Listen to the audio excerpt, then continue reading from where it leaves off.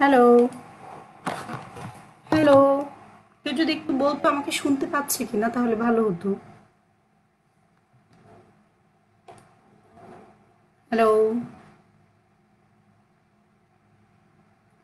রুমান, রিয়ন, কেউ কি আমাকে শুনতে পাচ্ছো?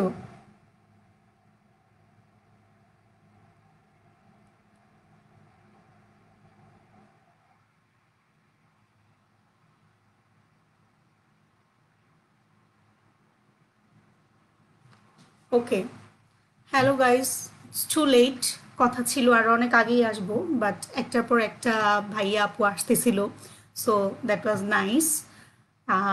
আমি আসলে ভেবেছি আজকে আমি 2 আওয়ার্স কথা বলবো। সো ফার্স্ট 1 আওয়ার আমি যা জানি সেটা আমি বলবো, and then I would like to that you will ask me question next 1 hour. So আমি আশা করবো যে এখন কেউ কোয়েশ্চেন করলেও আমি দেখতে পারবো না বা রিপ্লাই দিতে পারবো না। সো আমাদের একটা ফ্রিকোয়েন্টলি অ্যান্সার কোয়েশ্চেনের সেট আছে, আমি সেটা ধরে ওয়ান বাই ওয়ান 1 আওয়ার বলে যাব, অ্যান্ড দেন যদি তোমরা আমাকে কোয়েশ্চেন করো আমি সেগুলো দেখে অ্যান্সার দিতে পারবো। Okay, so welcome everyone. First of all আমি জানি যে প্রচুর মানুষের ইন্টারেস্ট ক্যানাডা আসার ব্যাপারে, যেহেতু ক্যানাডা অনেক ইমিগ্রেন্ট নিচ্ছে, এটাও একটা রিজন। সো আমি এই কোয়েশ্চেনে যাবই না যে কেন মানুষ ক্যানাডা আসতে চায়, আমি অলরেডি জানি। এখন কথা যেটা হচ্ছে সেটা হচ্ছে স্কলারশিপ নিয়ে আমরা আসতে চাই। স্কলারশিপ নিয়ে আসতে গেলে কিছু প্রাইমারি ক্রাইটেরিয়া আমাদের থাকে: IELTS, result, publications, and then আমাদের রিসার্চ এক্সপিরিয়েন্স বা জব এক্সপিরিয়েন্স। তা আমি সেগুলো নিয়ে প্রথমে কথা বলবো। ফার্স্ট অফ অল আইএলসের যে ব্যাপারটা সেটা আমাদের মোটামুটি ক্যানাডা সব জায়গায় 6, ইচ ব্যান্ড 6, ওভারঅল 6.5 লাগে। বাট কোনো কোনো ক্ষেত্রে কোনো কোনো ইউনিভার্সিটি একটু বেশি চায়, এখন বাড়াচ্ছে যেটা। আর রিসেন্টলি আমাদের যেটা হলো, আমাদের ছোট বোন আসছে রথি, ওর হচ্ছে আইলস লাগেনি, ওর প্রফেসর ওকে মাফ না, লাইক কনসিডার করছে, কারণ ও খুব আউটস্ট্যান্ডিং ইন্টারভিউ দিছে এবং ও আরও ক্যানাডা আরও 2-1টা ইউনিভার্সিটিতে অ্যাডমিশন পাইছে, ওর রেজাল্ট ভালো ছিল এবং ওর ইন্টারভিউ সেশনটা খুব ফ্লুয়েন্ট ছিল। সো প্রফেসর এটা করতে পারছে, এটা সব জায়গায় সবাই করতে পারে না। যেমন আমার পার্সোনালি আমার রাইটিংয়ে 5.5 ছিল, আমার প্রফেসর ওটা ছাড় দিয়ে দিছে আমাকে, বাট দেয় না। সো এইটা এমন না যে আমি আইএলস ছাড়া যেতে পারবো, ও পারতেছে আমিও পারবো, এমন না। আর আইএলস আসলে খুব বেশি কঠিন কিছু না, মিনিমাম 2-3 মান্থস প্রিপারেশন নিলে হয়ে যায়, জাস্ট ডেটটা সেট করে। অনেকের হয়তো তাও লাগে না, আমি দেখতেছি যে আমাদের গ্রুপে অনেকে 7 পাচ্ছে, 7.5 পাচ্ছে, আউটস্ট্যান্ডিং। এবার আসি পাবলিকেশনের ব্যাপারে। পাবলিকেশনের যে ব্যাপারটা সেটা হচ্ছে আমাদের ভার্সিটিতে যারা ব্যাচেলর করে অনেকেই কোনো পাবলিকেশন করতে পারে না বা রিসার্চ রিলেটেড এক্সপিরিয়েন্স থাকে না, যেটা অন্য ভার্সিটিতে থাকে। অনেক প্রাইভেট ইউনিভার্সিটিতে আমি দেখি, আমার ছোটো বোনরা যারা পড়তেছে দেখি যে ওদের 4-5টা পেপার হয়ে যায় ব্যাচেলরে, যেটা আমাদের কখনোই হয় না। তো ব্যাপারটা যেটা হয় যে ওরা একটু আগায় থাকে, যেমন আমার এখানে আসানুল্লাহর একটা ব্যাচ আছে, ওরা একদম খুব ভালো করে, কারণ ওরা ওখানে অনেক টার্ম পেপার জমা দেয়, এই দেয় ওই দেয়, ওগুলাকে ওরা পাবলিশ করে ফেলে বা কোনো একটা ভাবে ওরা এগুলা ছেড়ে দেয়, দেন ওরা এটা সিভিতে লিখতে পারে যে হ্যাঁ আমার এটা আছে, যেটা আমাদের ভার্সিটি হয় না। সেক্ষেত্রে যারা এখনো ব্যাচেলর আছো তাদেরকে আমি রিকোয়েস্ট করব যে তোমরা তোমাদের যেই ফিল্ডটা ভালো লাগে সেই ফিল্ডটায় সেই প্রফেসরের সাথে, বা আমাদের ভার্সিটির টিচাররা কিন্তু খুব লিবারেল, তাদের সাথে কথা বলে যে আমি একটা রিসার্চ করতে চাচ্ছি বা আমি আপনার সাথে কন্ট্রিবিউট করতে চাচ্ছি, ইভেন দো সে যদি তোমাকে টাকাও না দিতে চায়, নিজের স্বার্থে এটুকু করতে পারো, এটা খুবই ভালো একটা ইম্প্যাক্ট হবে। অ্যান্ড যেটা মোস্ট ইম্পর্ট্যান্ট, ভালো কাজ করে একটু ভালো জার্নালে ভালো একটা পেপার পাবলিশ করতে হবে। লাইক আমার একটা পেপার হইলে আমি স্কলারশিপ পাবো, চলে যাব, এরকম টেন্ডেন্সি না নিয়ে যে হ্যাঁ আমি একটা ভালো কাজ করব নিজের জন্য, অ্যান্ড দেন আমি একটা ভালো পেপার পাবলিশ করব, যেন হচ্ছে সেটা বাইরে অ্যাপ্রুভ হয়। যেমন আমার যেটা হয়েছে, আমি তখন অনেস্টলি বুঝতামই না অনেক কিছু, যে পেপার হয়েছে এগুলো আইএসআই ইন্ডেক্স ছিল না, ওগুলো হচ্ছে ইন্টারন্যাশনাল জার্নাল ছিল না, বুঝতাম না। প্রফেসরদেরকে দিতাম, প্রফেসর জিজ্ঞেস করতো যে এটার এইটা কি, ওইটার ওইটা কি, এই পেপারটা তুমি এইখানে কেন পাবলিশ করলা। এবং আমার প্রফেসর আমাকে লিটারালি 2 থেকে 3 আওয়ার্স বসায় রাখছে, সে আমাকে একদম খুঁটিনুটি জিজ্ঞেস করছিল যে তুমি এখানে কেন পাবলিশ করলা, তুমি ওখানে কেন করলা না, তুমি তো এটা এই কাজটা করতে পারতা, তুমি তো তোমার থিসিসটাকে 2টা পাবলিশ করতে পারতা। এগুলো কিন্তু আমি জানতাম না বা আমাকে কেউ বলে দেয়নি। সো বেসিক্যালি যেটা হয় যে একটা ভালো কাজ করলে অনেক ডেটা থাকে, সেই ডেটাগুলো দিয়ে 2, 3, 4, 5টা পেপার পাবলিশ করা যাবে। আর ব্যাচেলর লাইফে যেটা হয়, তোমার কোনো টার্গেট থাকবে না যে আমি হচ্ছে এটা না করলে আমার প্রফেসর মারবে, বকবে। সো বিন্দাস চিল আউট অ্যান্ড দেন একটা ভালো কিছু কাজ করলে সেটার উপর বেস করে একটা ভালো জার্নালে পাবলিশ করলে এটা একটা অ্যাসেট, নিজের একটা অ্যাসেট। অ্যান্ড দেন ওকে, কোন কোন ইউনিভার্সিটিতে আমাদের ফিল্ড অফ স্টাডিজ আছে সেটা হচ্ছে আমাদের এখানে যেটা হয়েছে, আমি এখানে এসে যেটা দেখছি যে মানুষজন খুব দ্রুতই মুভ করতে পারে এবং প্রফেসররা সেটা অ্যাপ্রুভ করে। লাইক আমি এগ্রিকালচারে পড়ছি, ইট ডাজন্ট ম্যাটার যে আমাকে এগ্রিকালচারে মাস্টার্স করতে হবে। মাস্টার্স তো একটা মানে অর্নামেন্টারি ডিগ্রি বলতাম আমরা দেশে। সো মাস্টার্স করার জন্য আমি এগ্রি ইঞ্জিনিয়ারিংয়ে আসি, আমাকে ইঞ্জিনিয়ারিংয়ে আসতে হবে এমন না, বা এগ্রি ইঞ্জিনিয়ারিং আসতে হবে এমন না। আমি আমাদের বঙ্গবন্ধুর একটা ছেলে এগ্রি ইঞ্জিনিয়ারিংয়ে পড়তো, ওকে দেখছি এখানে এসে সরাসরি ইঞ্জিনিয়ারিং লাইনে ঢুকে গেছে। দেন আমি দেশে অনেকে দেখতাম যে যারা ডিভিএমে পড়তো তারা এখানে এসে সরাসরি হিউম্যান হেলথ কোনো লাইনে ঢুকে গেছে। সো এটা নট নেসেসারি যে আমাকে, আমি যেই লাইনে পড়ি আমি সেই লাইনেই ঢুকতে হবে, সেই লাইনেই পেতে হবে এমন না। আর এগ্রিকালচার খুব রিচ ক্যানাডাতে, এগ্রিকালচার ফিল্ড মোটামুটি সব ইউনিভার্সিটিতে আছে, হয়তো ডিরেক্টলি ওই সাবজেক্টই না, বা আমি এগ্রিকালচার নাম থাকবে ডিপার্টমেন্ট অফ এগ্রিকালচার এমন না ব্যাপারটা, বাট মোটামুটি সব জায়গাতেই আছে। and then how do I choose a university and subject? এটা তো ফার্স্ট অফ অল কাজ, যদি আমি চাই যে আমি আমার কাজে স্ট্রিক্ট থাকবো, আমি হচ্ছে অ্যান্টিঅক্সিডেন্ট নিয়ে কাজ করছি, আমি নেক্সট 5 ইয়ার্স অ্যান্টিঅক্সিডেন্ট নিয়ে কাজ করব, আমি অ্যান্টিঅক্সিডেন্ট স্পেশালিস্ট হব, দেন আমাকে খুঁজতে হবে কোন প্রফেসর আমার ফিল্ডে কাজটা করতেছে।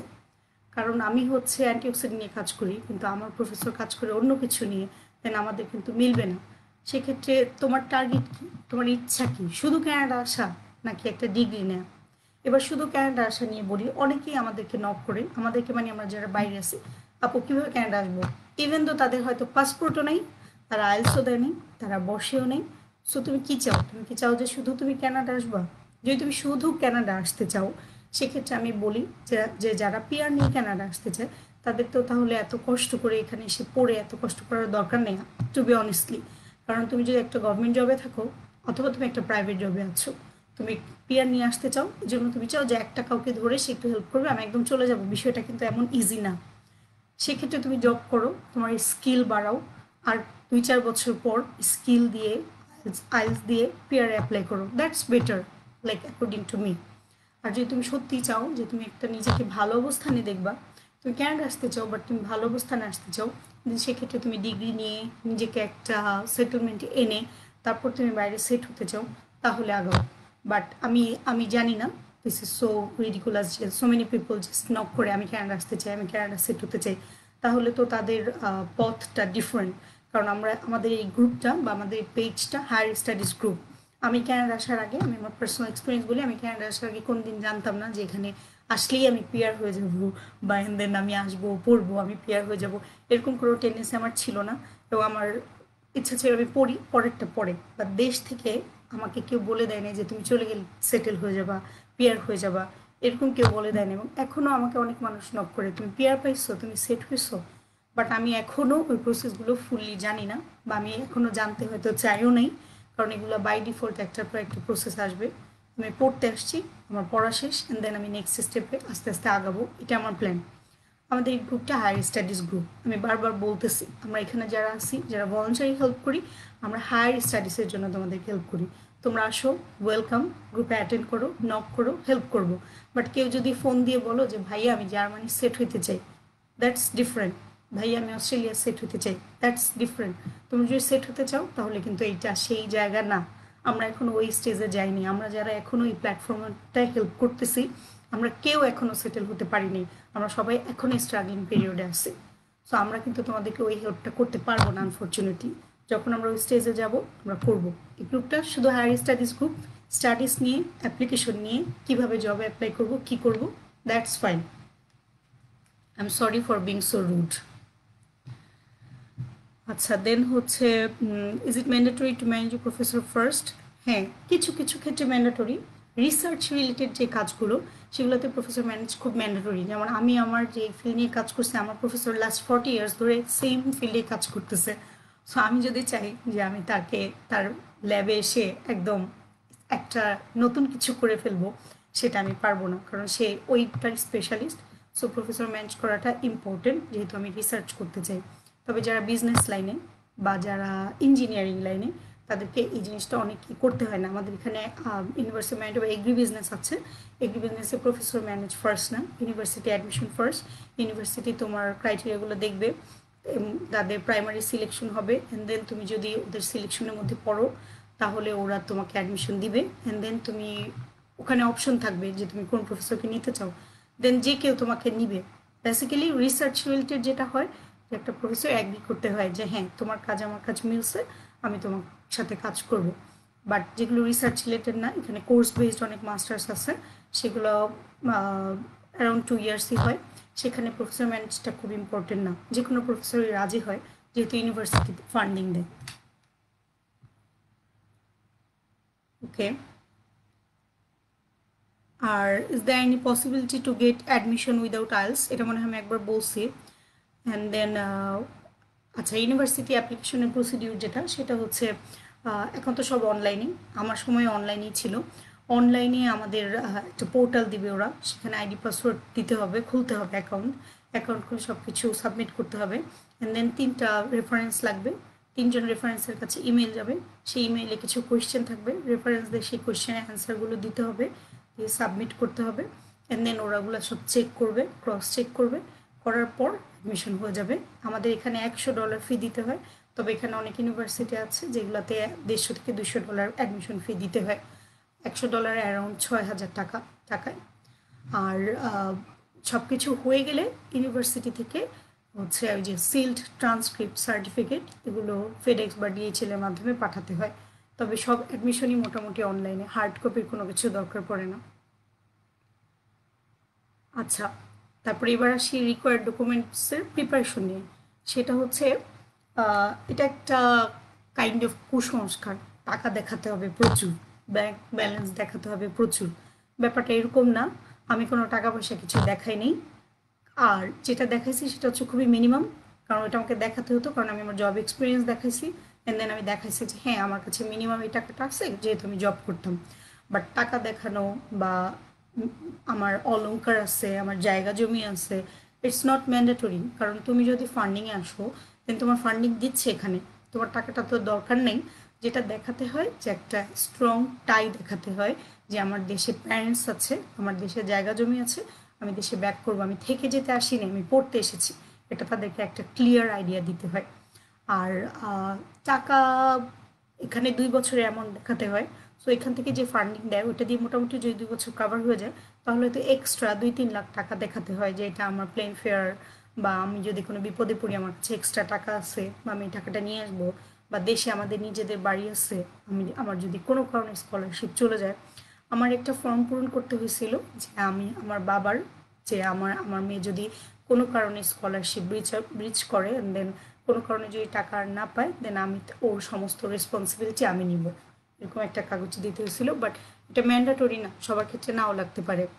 আর সমস্ত কাগজপত্র নোটারি করতে হয়, কারণ আমাদের কমিশনার সার্টিফিকেট বাংলাদেশি বাংলা লিখা, অনেক ক্ষেত্রে এনআইডি বাংলায় লেখা থাকে, এগুলো সব নোটারি করতে হবে, একদম সমস্ত কাগজপত্র নোটারি করতে হবে। আমি মিরপুর থেকে নোটারি করছি, তবে ফার্মগেটেও নোটারির জায়গা আছে, এখন ময়মনসিংহের অনেক নোটারির জায়গা আছে আমি শুনছি। অ্যান্ড দেন টোটাল কস্টের যে ব্যাপারটা, সেটা হচ্ছে যে আইলস তো ফিক্সড কস্ট, আর ফান্ডিং ছাড়া যদি যদি ফান্ডিংয়ের বাইরে এক্সট্রা খরচ থাকে, অনেকে আমি বিলাসিতা, আমি এই করবো সেই করবো, সেটা তাদের পার্সোনাল ইস্যু। তার বাইরে প্লেন ভাড়া ছাড়া ইনিশিয়ালি সেট হতে কিছু টাকা লাগে, ইনিশিয়ালি এসে আমার একটা বাসার ম্যাট্রেস কিনতে হয়, নিজের জিনিসপত্র কিনতে হয়, কারণ সব তো দেশ থেকে আনা পসিবল না। সেখানে মিনিমাম $2,000 হলেই ফাইন, লাইক 1 লাখ টাকার মতোই ফাইন। আর প্লেন ফেয়ারটা তো লাগবে। তবে আমাদের সবার সবার জন্যই বলতেছি, আমাদের একটা বাংলাদেশ সুইডেন ট্রাস্ট আছে, যারা হচ্ছে 30% প্লেন ফেয়ার দিয়ে দেয় প্রত্যেক বছরই। সো সেক্ষেত্রে এটা পাবো। আবার কোনো কোনো প্রফেসর তার ফান্ডিং থেকে যদি তাকে ম্যানেজ করা যায়, কোনো কোনো প্রফেসর প্লেন ফেয়ার দিয়ে দেয়, সেক্ষেত্রে স্টুডেন্টদের ওই খরচটাও লাগে না। আচ্ছা, এবার আসি ফান্ডিংয়ে। If I got admitted, if there is possibility to get a scholarship without IELTS, যেটা বলছি। সো ফান্ডিংয়ের যে ব্যাপারটা, আমাদের এখানে অনেক ফান্ডিং আছে ক্যানাডায়, বেসিক্যালি এ লট। এখন ওই ফান্ডিংগুলোতে রিচ করা বা একটা ক্রাইটেরিয়ায় আমি ফিট হব, এটা একটু টাফ। যেমন প্রত্যেকটা ইউনিভার্সিটিতে একটা সেন্ট্রাল ফান্ডিং থাকে, like university of Manitoba graduate fund, university of Alberta graduate fund. প্রত্যেকটা ইউনিভার্সিটিতে একটা গ্র্যাজুয়েট ইনস্টিটিউট না, একটা অ্যাসোসিয়েশন থাকে, ওরা হচ্ছে এই ফান্ডিংটা দেয়। তো ওইটা মিনিমাম $1000 হয় পার মান্থ, যেটা ফেয়ার এনাফ। সো ওই ফান্ডিংয়ের জন্য যেটা হয়, সিজিপিএ থাকতে হয় 3.75-এর উপরে। আমি আমার ইউনিভার্সিটির কথা বলি প্রথমে। 3.75-এর উপরে থাকতে হয় আউট অফ 4.5। এখানে সবই স্কেল 4.5। সো ইজিলি যার সিজিপিএ 3.5 আমাদের ভার্সিটিতে আউট অফ 4, তার এখানে 4.75 ইজিলি হয়ে যায়, ওটা কোনো সমস্যা হয় না। তো রেজাল্টটাই ওরা মেইনলি দেখে। অ্যান্ড দেন বাকি যে ক্রাইটেরিয়া, যদি আমার 10 জন থাকে, 10 জনের মধ্যে লাইক আনডাউটেডলি ওরা ভালো একজনকে নিবে, সেক্ষেত্রে ফান্ডটা খুব মানে ঝামেলা হয় না। গ্র্যাজুয়েট ফান্ডটা পাওয়া খুব ইজি যদি রেজাল্ট ভালো থাকে, যদি প্রফেসররা রিকমেন্ডেশনটা ভালো দেয়। আর এখানে যে সুপারভাইজারকে তুমি ম্যানেজ করবা, সে যদি বলে দেয় যে হ্যাঁ আমার ওর সাথে ইন্টারভিউ হয়েছে, হ্যাঁ আমার কোনো প্রবলেম নেই, দেন খুব ভালো একটা ফান্ড এখানে পাওয়া যায়। এবং এই ফান্ডটা পরের বছর রিনিউ হয়, মানে 2 বছরই থাকে। এবং তোমার যদি এর মধ্যে তুমি অন্য কোনো ফান্ডও পাও, ওরা ফান্ডটা নিয়ে নেয় না, ফান্ডটা দেয়। এটা খুব ভালো একটা ফান্ড। এটা বাদে গভর্নমেন্টের কিছু ফান্ড থাকে, ক্যানাডা গভর্নমেন্টের। ওইটা পুরো প্রসেসটা আমি জানি না, আমি চিনি অনেকেই ওইটা পাইছে। আর এটা বাদে যেটা থাকে, প্রফেসরের প্রজেক্ট থাকে, যারা রিসার্চ বেস কাজ করে তাদের যেটা থাকে যে আমি হচ্ছে প্রফেসরের কাজ করবো, প্রফেসরের রিসার্চ অ্যাসিস্ট্যান্ট হিসেবে সেই টাকাটা আমি পাবো। আর আমাদের ইউনিভার্সিটিতে যেই সুবিধাটা আছে সেটা হচ্ছে আমি টিএ গ্রেডিং মার্কিং, এটা প্রফেসররা ফান্ডিংয়ের মধ্যে ধরে না, এটা আমার পার্সোনাল টাকা। যেমন অনেক ইউনিভার্সিটিতে লাইক আমার ফ্রেন্ড আছে ভ্যাঙ্কুভারে এবং ভিক্টোরিয়াতে, তাদেরকে আমি দেখছি যে তাদের প্রফেসররা বলে দেয় তুমি হচ্ছে আরে তুমি টিএ, এটা তোমার স্কলারশিপের মধ্যে অন্তর্ভুক্ত, তুমি মান্থলি $3000 পাচ্ছ, বা তুমি বাই উইকলি $1000 পাচ্ছ, এটা তোমার ফান্ডিংয়ের মধ্যেই। বাট ইউনিভার্সিটি অফ ম্যানিটোবা এটা করে না, আমাদের ফান্ডিং আলাদা। যারা টিএ করবে এটা তাদের এক্সট্রা ইনকাম, যারা গ্রেডিং মার্কিং করবে এটা তাদের এক্সট্রা ইনকাম, ওইটার উপর অন্য কারো হস্তক্ষেপ নেই। এবং পড়ার সময়ে যদি আমি আমার রেজাল্টে নিয়ে, বা হয়তো 6 মান্থ হয়ে গেছে, আমার রিসার্চ ভালো কিছু করছে, বা আমি একটা পাবলিকেশন করে ফেলছি, আমি একটা অন্য স্কলারশিপে অ্যাপ্লাই করব, সেটা করা যায়। এটার জন্য ঝামেলা হয় না, বা এই টাকাটা কেউ ডিডাক্টও করে না। আর আমাদের এখানে একটা এন্ট্রান্স স্কলারশিপ আছে, যেটা মোটামুটি আমাদের সবাই পায় 3.5-এর উপরে। ওইটাতে মোটামুটি $5400 দেয়, সেটা দিয়ে একটা সেমিস্টারের টিউশন ফি হয়ে যায়। তো প্রফেসররা ফান্ডিং দেওয়ার সময় ওইটা ডিডাক্ট করে দেয়, শুধু এই টাকাটাই প্রফেসররা ডিডাক্ট করে। আর একসাথে 2-3টা ফান্ড পাওয়া পসিবল, এটা ঝামেলা না। বাট প্রফেসর জানতে হবে, প্রফেসর এগেনস্টে কিছু যাওয়া যাবে না, এটা মানে লাইক ল হয় না।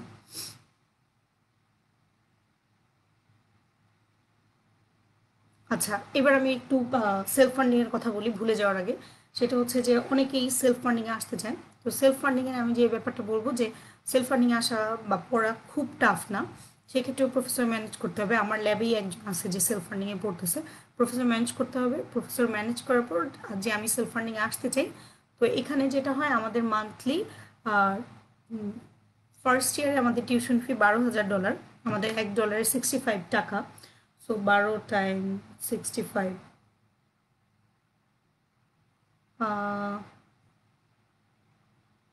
লাইক 8-9 লাখ টাকা আমাদের ফার্স্ট ইয়ার টিউশন ফি।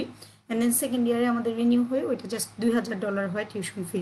এই টিউশন ফি বাদে, এই 12 আর 2 $14,000 টিউশন ফি বাদে মান্থলি $1000 আমরা চলতে পারি, মানে ইজিলি চলা যায়।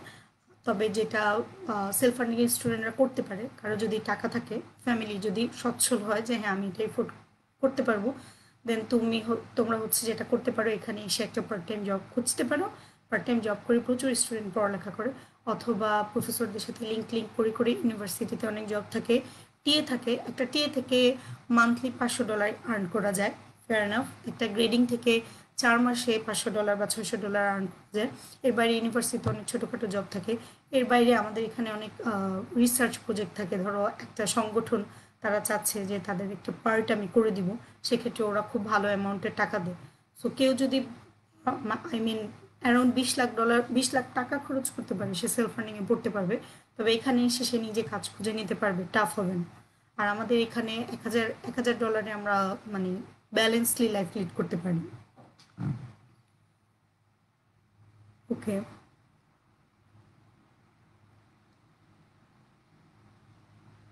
তবে ফান্ডিংটা ভ্যারি করে। গ্র্যাজুয়েট ফান্ড যেটা সেটা মান্থলি $1000, তবে গভর্নমেন্ট ফান্ড যেটা সেটা মান্থলি $1500 থাকে। আর সুপারভাইজাররা যেই টাকা দেয়, সুপারভাইজাররা কখনো $900 নিচে দিতে পারবে না। এটা একটা ল, লাইক একটা মিনিমাম স্ট্যান্ডার্ড আছে। এর নিচে সুপারভাইজাররা যদি তোমাকে নেয় তাহলে তোমাকে এর নিচে দিতে পারবে না, এটা ইউনিভার্সিটি অ্যালাউ করবে না।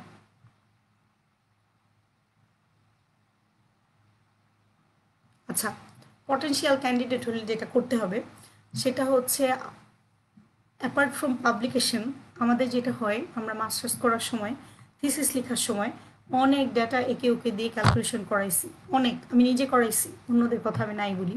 এবং এখনও যেটা হয় আমরা খুব মনোযোগ দিয়ে সেটা করি না। আমি স্পেসিফিকলি বলবো, আমি 2-3 জনকে চিনি যারা, আপু আমি বাইরে যাব, আপু আমি এই করবো, আপু ধরো এই মাস্টার্স দিয়ে কী হবে, আমি তো চলেই যাব। বাট এই মাস্টার্স দিয়ে তোমার হয়তো এখন কিছু হবে না, বাট তুমি নিজে যে কাজগুলো করবা, যে রিসার্চ অ্যানালাইসিসগুলো করবা, যে ডেটা অ্যানালাইসিসগুলো করবা, সেগুলোতে তোমার নিজের স্কিল বাড়বে। অনেক সময় প্রফেসররা ইন্টারভিউতে বলে, তুমি কি জিনিসটা পারো, তুমি কি ওই জিনিসটা পারো, তুমি কি এক্সেল করছো। আমরা খুব ইজিলি বলে দিই, হ্যাঁ হ্যাঁ আমি এক্সেল পারি। কি পারি? এক্সেলে যোগ বিয়োগ গুণ ভাগ। দ্যাটস নট এন্ড, লাইক আরও অনেক কিছু থাকে। এবং থিসিস লেখার সময় আমরা কী করি, আমি জানি না যে আমাদের ভার্সিটি যারা থিসিস এখন লিখে তারা মিনিমাম কয়টা পেপার পড়ে। আমি আমার এখানে থিসিস লেখার সময় আমার মনে হয় আমি 1000টার বেশি পেপার পড়ছি। এবং এমনও হয়েছে যে আমি আর পড়তে পারতেছি না, আমাকে প্রিন্ট করে করে পড়তে হয়েছে লেখার সময়। কিন্তু আমি জানি না আমি আমার প্রিভিয়াস মাস্টার্স লাইফে এটা করছি কিনা, আমার মনে হয় না আমি করছি। সো এখানে যেটা করতে হবে, যারা সত্যি চায় তাদেরকে নিজেদের স্কিল বাড়াতে হবে। আমি বারবার বলতেছি, কারণ এই স্কিলটা যদি মাস্টার্সে পিএইচডিতেও কাজে না লাগে, এই স্কিলটা লেটার অন তোমার পার্সোনাল লাইফে কাজে লাগবে। এখানে জব করতে গেলেও এই স্কিলগুলো দরকার হয়। আচ্ছা, I heard that it is better to approach an associate professor or assistant professor rather than full professor. How true is it? আচ্ছা, এটা এটা আসলে ভ্যারি করে। কোনো একটা অ্যাসিস্ট্যান্ট প্রফেসর আছে যার 10-20টা প্রজেক্ট নিয়ে বসে আছে, আবার কোনো একটা প্রফেসর আছে সে খুবই ফ্রি। তবে যেটা একটু দেখতে হবে, প্রফেসরদের নামের পাশে তাদের তারা কবে হচ্ছে রিটায়ারমেন্টে যাবে এটা লেখা থাকে। এখানে আমার একটা ফ্রেন্ডের যে প্রবলেম হয়েছে, তার প্রফেসর তাকে আগে বলে নেই যে সে রিটায়ারমেন্টে যাবে। দেন সে হচ্ছে 1 বছর ওই প্রফেসরের কাছে পিএইচডি করার পর ওই প্রফেসর বলছে আমি তো চলে যাব, তুমি অন্য কাউকে ম্যানেজ করো। অ্যান্ড দেন সে অন্য আরেকজনকে ম্যানেজ করছে, সে অলরেডি রিটায়ার্ড, সে বলছে আমি তোমাকে 1 বছরের ফান্ডিং দিতে পারবো, তুমি অন্য কাউকে ম্যানেজ করো। অ্যান্ড দেন সব কিছু হ্যাপহ্যাজার্ড হয়ে যায়, কারণ একটা প্রফেসর থেকে আরেকটা প্রফেসরের অ্যাটিচিউড ডিফারেন্ট থাকে, চিন্তাভাবনা ডিফারেন্ট থাকে, লাইক কনটেক্সট ডিফারেন্ট থাকে। তো তখন একটা মানে খাপ ছাড়া অবস্থা হয়ে যায়, মানে কোনো কনসিস্টেন্সি থাকে না।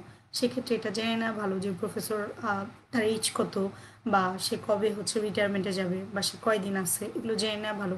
আবার অনেক সময় প্রফেসররা ইউনিভার্সিটি সুইচ করে, এক্ষেত্রে যেটা হয় যে রিমোটলি কাজ করে প্রফেসররা তখন, বাট আগের মতো সেই এফোর্টটা তারা আর দিতে পারে না। আচ্ছা, কোর্সের ব্যাপারটা আমাদের রিসার্চ করলেও 12 ক্রেডিট ফুলফিল করতে হয়, এবং প্রত্যেকটা ক্রেডিটে আমাদের মিনিমাম B+ পাইতে হয়। B+ মানে 70 আউট অফ 100। সবারই 4টা কোর্স করতে হবে, 4টা অথবা 5টা, যাই হোক 12 ক্রেডিট ফিল করতে হবে। কোনো কোনো কোর্স 1 ক্রেডিট থাকে, কোনো কোনো কোর্স 3 ক্রেডিট থাকে, বাট বেসিক্যালি 3 ক্রেডিটের 4টা কোর্স সবাই নিয়ে নেয়। সেটা টাইম থাকে 2 ইয়ার্সের মধ্যে যে কোনো সময় শেষ করা। কেউ কোর্স আগে শেষ করে রিসার্চ করে, কেউ হয়তো দুইটাই একসাথে চালায় নেয়। তবে কোর্সটা প্রচণ্ড প্রচণ্ড প্রচণ্ড প্রেশার। আমি জাস্ট বলি যে আমার এখানে একটা কোর্স আমার প্রিভিয়াস ভার্সিটি 3-4টা কোর্সের সমান।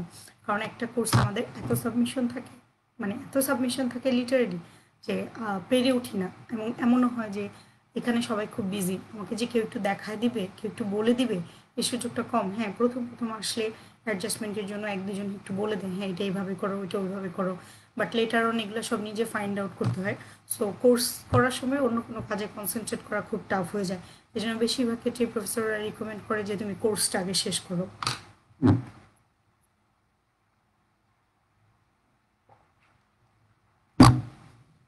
আচ্ছা, how many hours do the students usually need to work in the lab? এটা কোনো ধরাবাঁধা নিয়ম নেই, এটা হচ্ছে প্রফেসর একটা টাইমলাইন দিয়ে দেয় যে তুমি জানুয়ারি থেকে মার্চের মধ্যে এইটুকু কাজ শেষ করবা, তুমি মার্চ থেকে এপ্রিলের মধ্যে এইটুকু কাজ শেষ করবা। সো ওই ক্ষেত্রে যদি তোমার কাজ শেষ হয়ে যায়, তুমি নিজে একটু স্টাডি করে নিজে একটু লেখালেখি শুরু করে দিতে পারো, বা ইউনিভার্সিটিতে অনেক অ্যাসোসিয়েশন আছে তাদের সাথে কাজ করা শুরু করতে পারো, বা নিজে একটু পার্সোনাল ভলান্টিয়ারিং কাজ করতে পারো। এটা ধরাবাঁধা নিয়ম নেই, তবে যেসব প্রফেসররা ফান্ডিং দেয় তারা চায় তুমি অফিস আওয়ার বা ওয়ার্কিং আওয়ার তুমি ওখানে টাইম দিবা, তুমি আসবা না যাবা না এরকমটা তারা পছন্দ করে না। এবং কোনো কোনো প্রফেসর আছে তারা শুধু চায় তুমি কাজ করো আর না করো আসবা। আবার কোনো কোনো প্রফেসর আছে যে না তুমি আসবা এবং তুমি এই টাইমটুকু কাজে লাগাবো। তবে এখানে যেটা হয় আমি কানাডা এসে দেখছি যে সবাই মোটামুটি ভার্সিটিতেই পড়ালেখা শেষ করে বাসায় যায়, বাসায় কেউ পড়ে না। যত রাতই হোক যত সন্ধ্যায় হোক পড়া শেষ করে বাসায় যায়।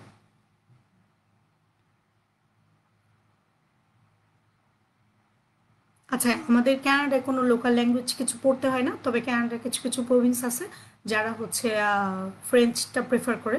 ওখানে পড়তে গেলে বা ওখানে কাজ করতে গেলে ওদেরকে ফ্রেঞ্চ ল্যাঙ্গুয়েজটা শিখতে হয়। তবে এটা এটা খুবই রেয়ার, এক দুইটা ইউনিভার্সিটিতে আমাদের কোনো লোকাল ল্যাঙ্গুয়েজ শিখতে হয় না। লোকাল ল্যাঙ্গুয়েজের জন্য কোনো প্রবলেমও হয় না, এখানে এখানে হয় না খুব একটা, দুই একটা সিটিতে হয়, সেটা খুবই রেয়ার। তবে যেটা হয় যে আমাদের ইংলিশটা তো খুব ভালো, লাইক সার্কাস্টিক্যালি।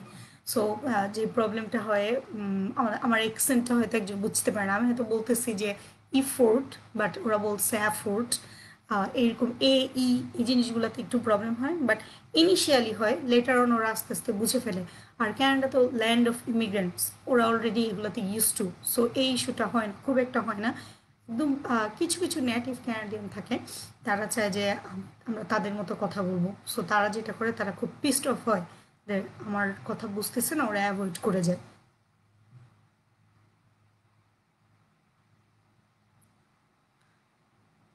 আচ্ছা, এমএস না পিএইচডি? তো এমএস না পিএইচডি যে ব্যাপারটা সেটা হচ্ছে যে আমি এখনও চাই আমি পিএইচডি করব, আমি এখানে মাস্টার্স করছি, আমি তো পিএইচডি করব জানি না আল্লাহ রিজিকে রাখছে কিনা। তো এখানে কানাডা আসার পর যেটা যেটা দেখছি আমি যে পিএইচডি করলে আমাদের মানে এখানে স্কোপটা কমে যায়। যারা পিএইচডি করে তাদেরকে কিছু স্পেসিফিক লাইনে যেতে হয়, কিন্তু মাস্টার্স করলে আমাদের স্কোপটা অনেক বেশি থাকে এবং সবাই পিএইচডি করতে ডিসকারেজ করে। কারণ এখানে যেটা হয় যে আমি এখন ফুড সায়েন্সে মাস্টার্স করছি, কিন্তু আমি ফুড সায়েন্সে জব করবো নট নেসেসারি, বা আমাকে ফুড সায়েন্সে জব পেতেই হবে এমন না।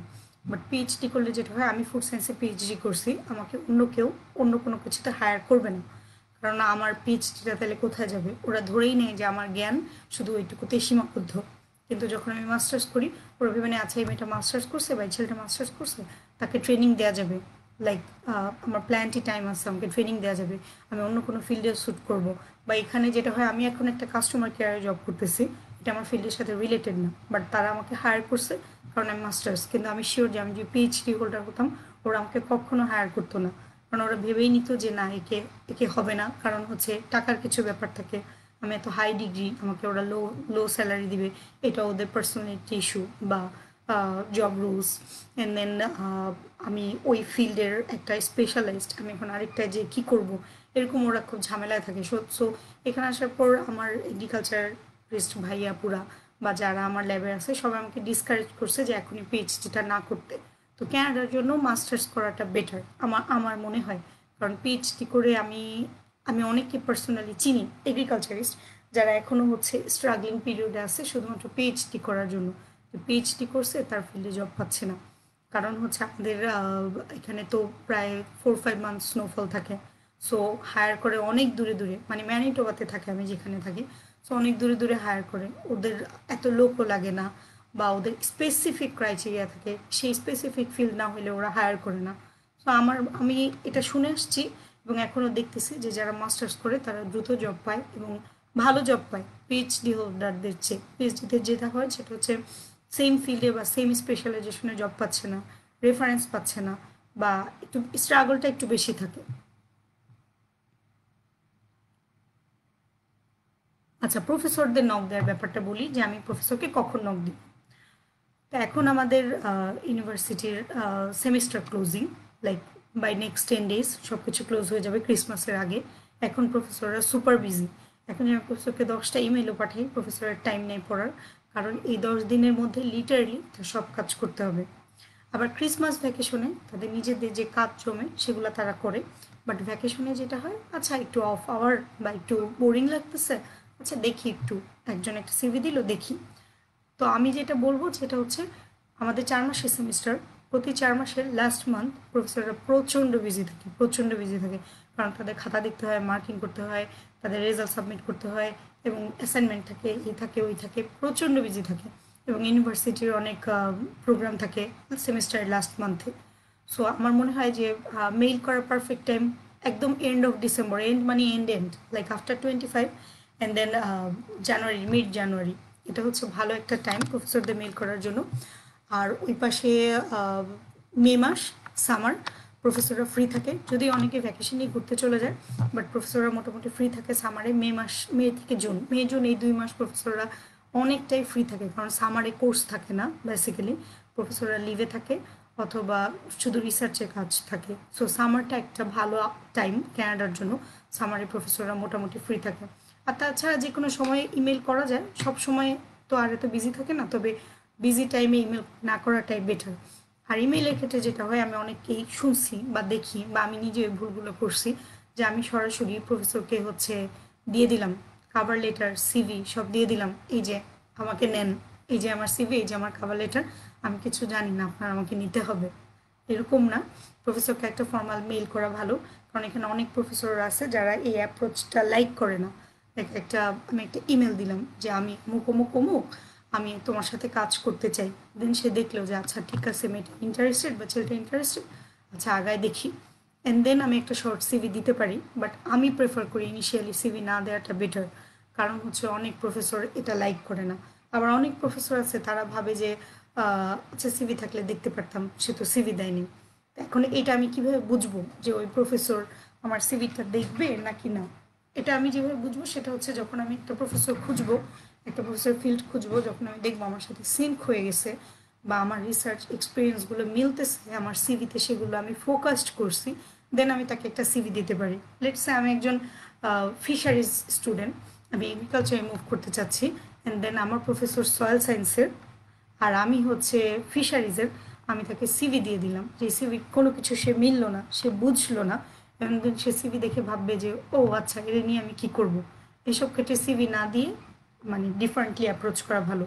বাট এমন হলো আমি এগ্রিকালচারিস্ট, আমার সুপারভাইজার এগ্রিকালচারিস্ট, দেন আমি হচ্ছে তার সাথে আমার মিললো, রোলস আর রেসপন্সিবিলিটিস মিললো, বা আমার স্কিলস মিললো, বা আমার এক্সপিরিয়েন্স মিললো, সেক্ষেত্রে আমি একটা সিভি দিতে পারি, সে একটা টাইমিং ধরে দেখতে পারে ও আচ্ছা, এগুলো তো তার সাথে আমার মিল, বা এই কাজগুলো তো আমাদের ম্যাচ হচ্ছে, তাকে একটা নক দিয়ে দেখি।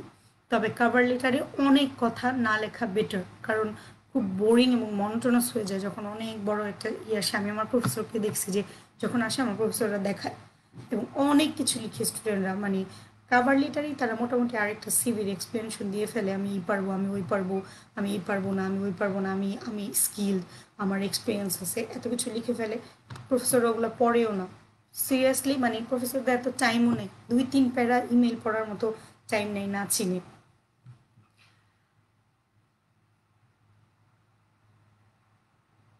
আচ্ছা, কি করলে স্কলারশিপ বাতিল হবে? স্কলারশিপ প্রিটি মাচ বাতিল হয় যাদের প্রফেসরদের সাথে ঝামেলা থাকে।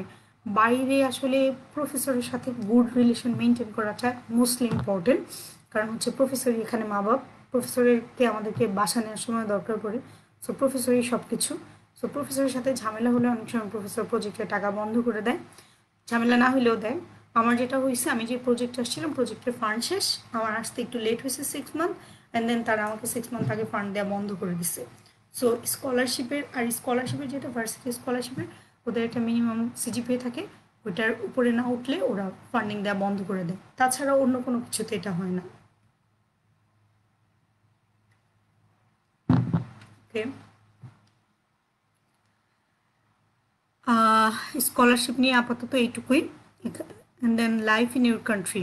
আচ্ছা, work permit for student, work limit, salary, work permit for the spouse. আচ্ছা, স্পাউসের কথা আমি পরে আসতেছি, আমি প্রথমে ওয়ার্ক পারমিটের কথা আসি। সেটা হচ্ছে মাস্টার্সে যারা আসে মোটামুটি সবাই 20 আওয়ার্স কাজ করার জন্য ওয়ার্ক পারমিট পায়।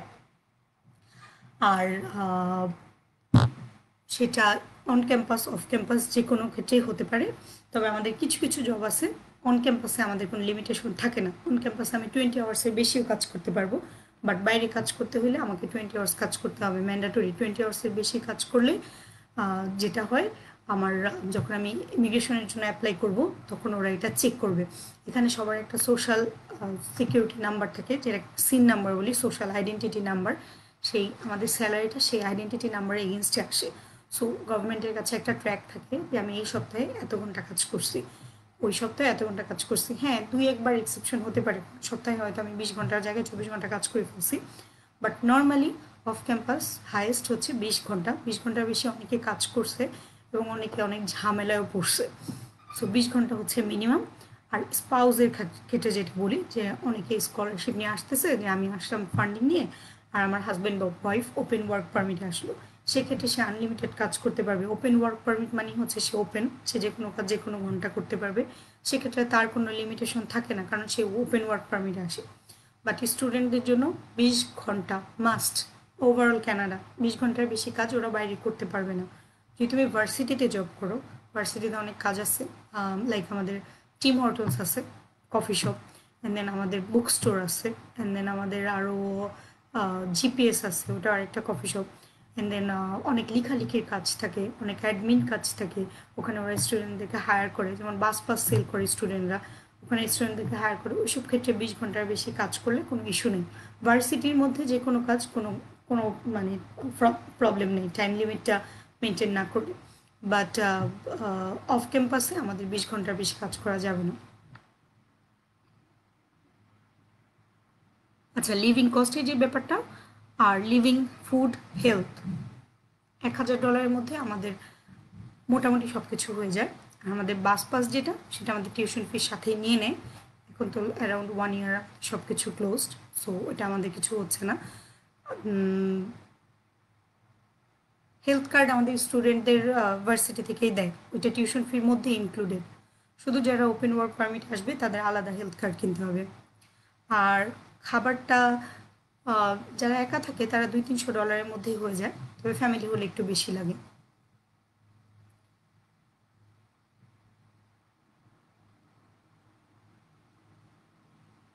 আচ্ছা, ম্যাটারনিটি লিভ, মাস্টার্সে যেটা হয় আমাদের আমাদের মাস্টার্সটা 2 ইয়ার্স। মাস্টার্সের মধ্যে প্রফেসররা মোটামুটি বাসায় যেতেও দিতে রাজি হয় না, যে আমি একটু বাসায় যাই 1 মাসে ঘুরে আসি, এটা তারা রাজি হয় না।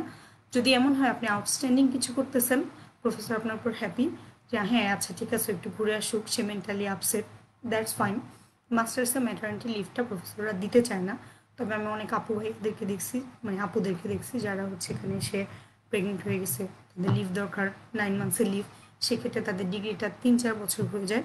সেক্ষেত্রে প্রফেসররা 2 বছরের পর ফান্ডিং দেয় না, কারণ প্রফেসররা তখন বিরক্ত হয়ে যায় যে তুমি 2 বছর মাস্টার্সের মধ্যে কেন বেবি নিলা বা কেন এরকম করলা। ওরা অনেক সময় ফান্ডিং বন্ধ করে দেয়। আমি আমার এখানে একজনকে চিনি যে হচ্ছে আসছিল পিএইচডির জন্য, অ্যান্ড দেন মাস্টার্সে কনভার্ট করছে ডিগ্রি, অ্যান্ড দেন সে 3.5 বছরের মাস্টার্স শেষ করছে, কারণ তার বেবি হয়েছে বাই দিস টাইম। সেক্ষেত্রে যেটা হয়, প্রফেসররা ওই ফান্ডিং দিতে চায় না।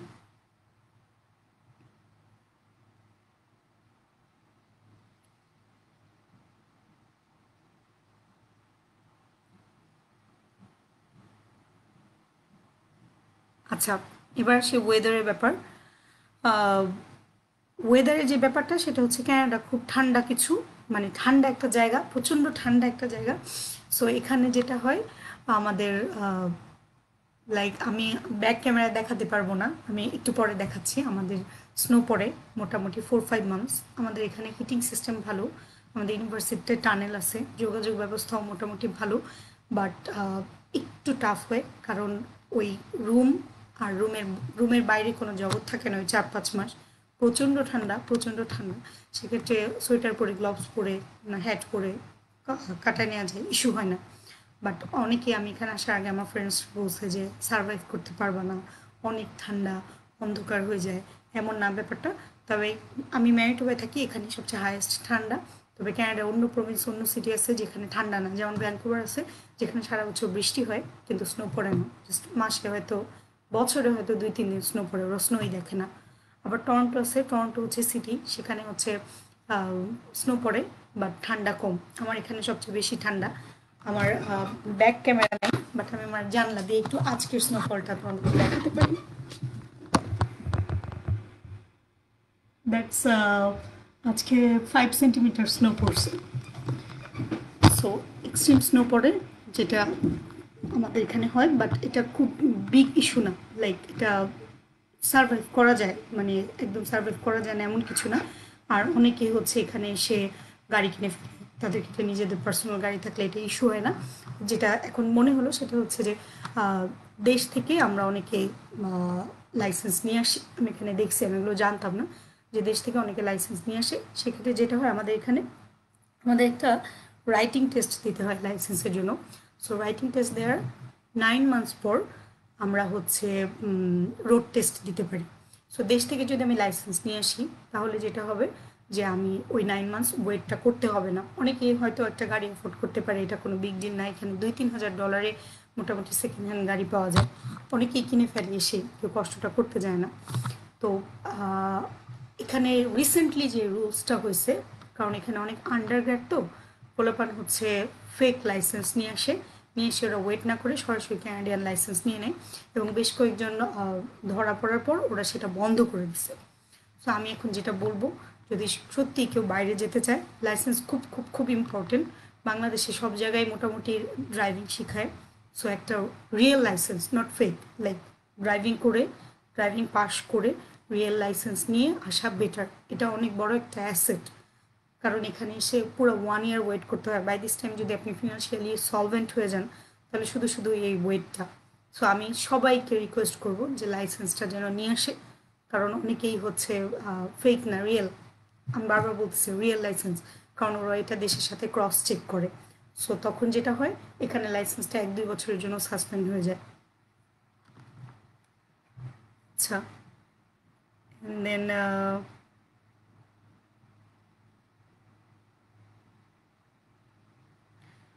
আমার মনে হয় আপাতত এইটুকুই। আমার মাথায় এই মুহূর্তে আর কিছু নাই। এখন আমি কারো কোনো কোয়েশ্চেন থাকলে একটা একটা করে বলতে পারি। সো আমি সবাইকে বলতেছি, কারো কোনো কোয়েশ্চেন থাকলে আমি 1 বাই 1 অ্যান্সার দিতে পারি।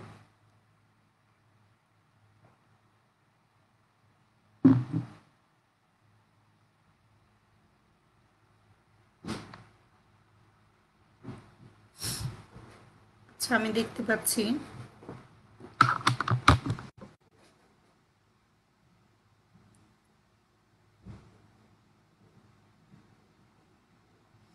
আচ্ছা, তানভীর আহমেদ তপু, আমি জানি না ওকে।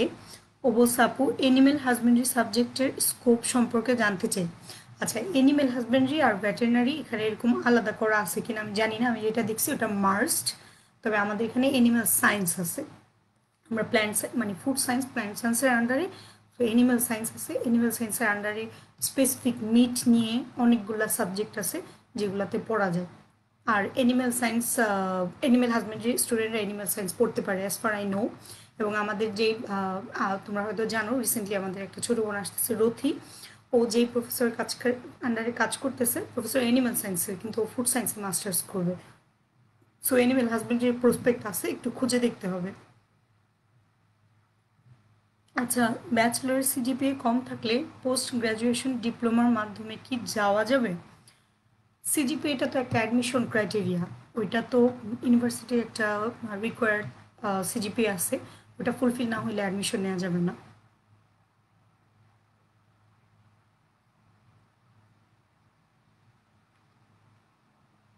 আচ্ছা, যদি আবেদন নূপুর জানতে চাইছে 2021-এর ফলের জন্য এখনও কি সময় আছে মেইল করার? 2021 ফল, হ্যাঁ আছে তো। ফল তো next year August, right? So এখনও অ্যাপ্লাই করা যাবে।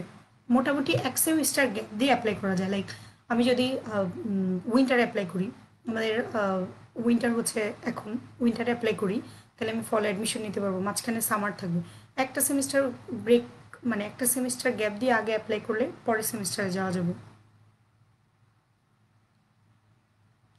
ফারিয়া ইসলাম জানতে চাইছে ভিসা প্রসেসিং নিয়ে। আচ্ছা, ভিসা প্রসেসিংয়ের যে ব্যাপারটা, যেহেতু আমাদের সরাসরি এমবাসি নেই, আমরা ভিএফএস এর মাধ্যমে করি।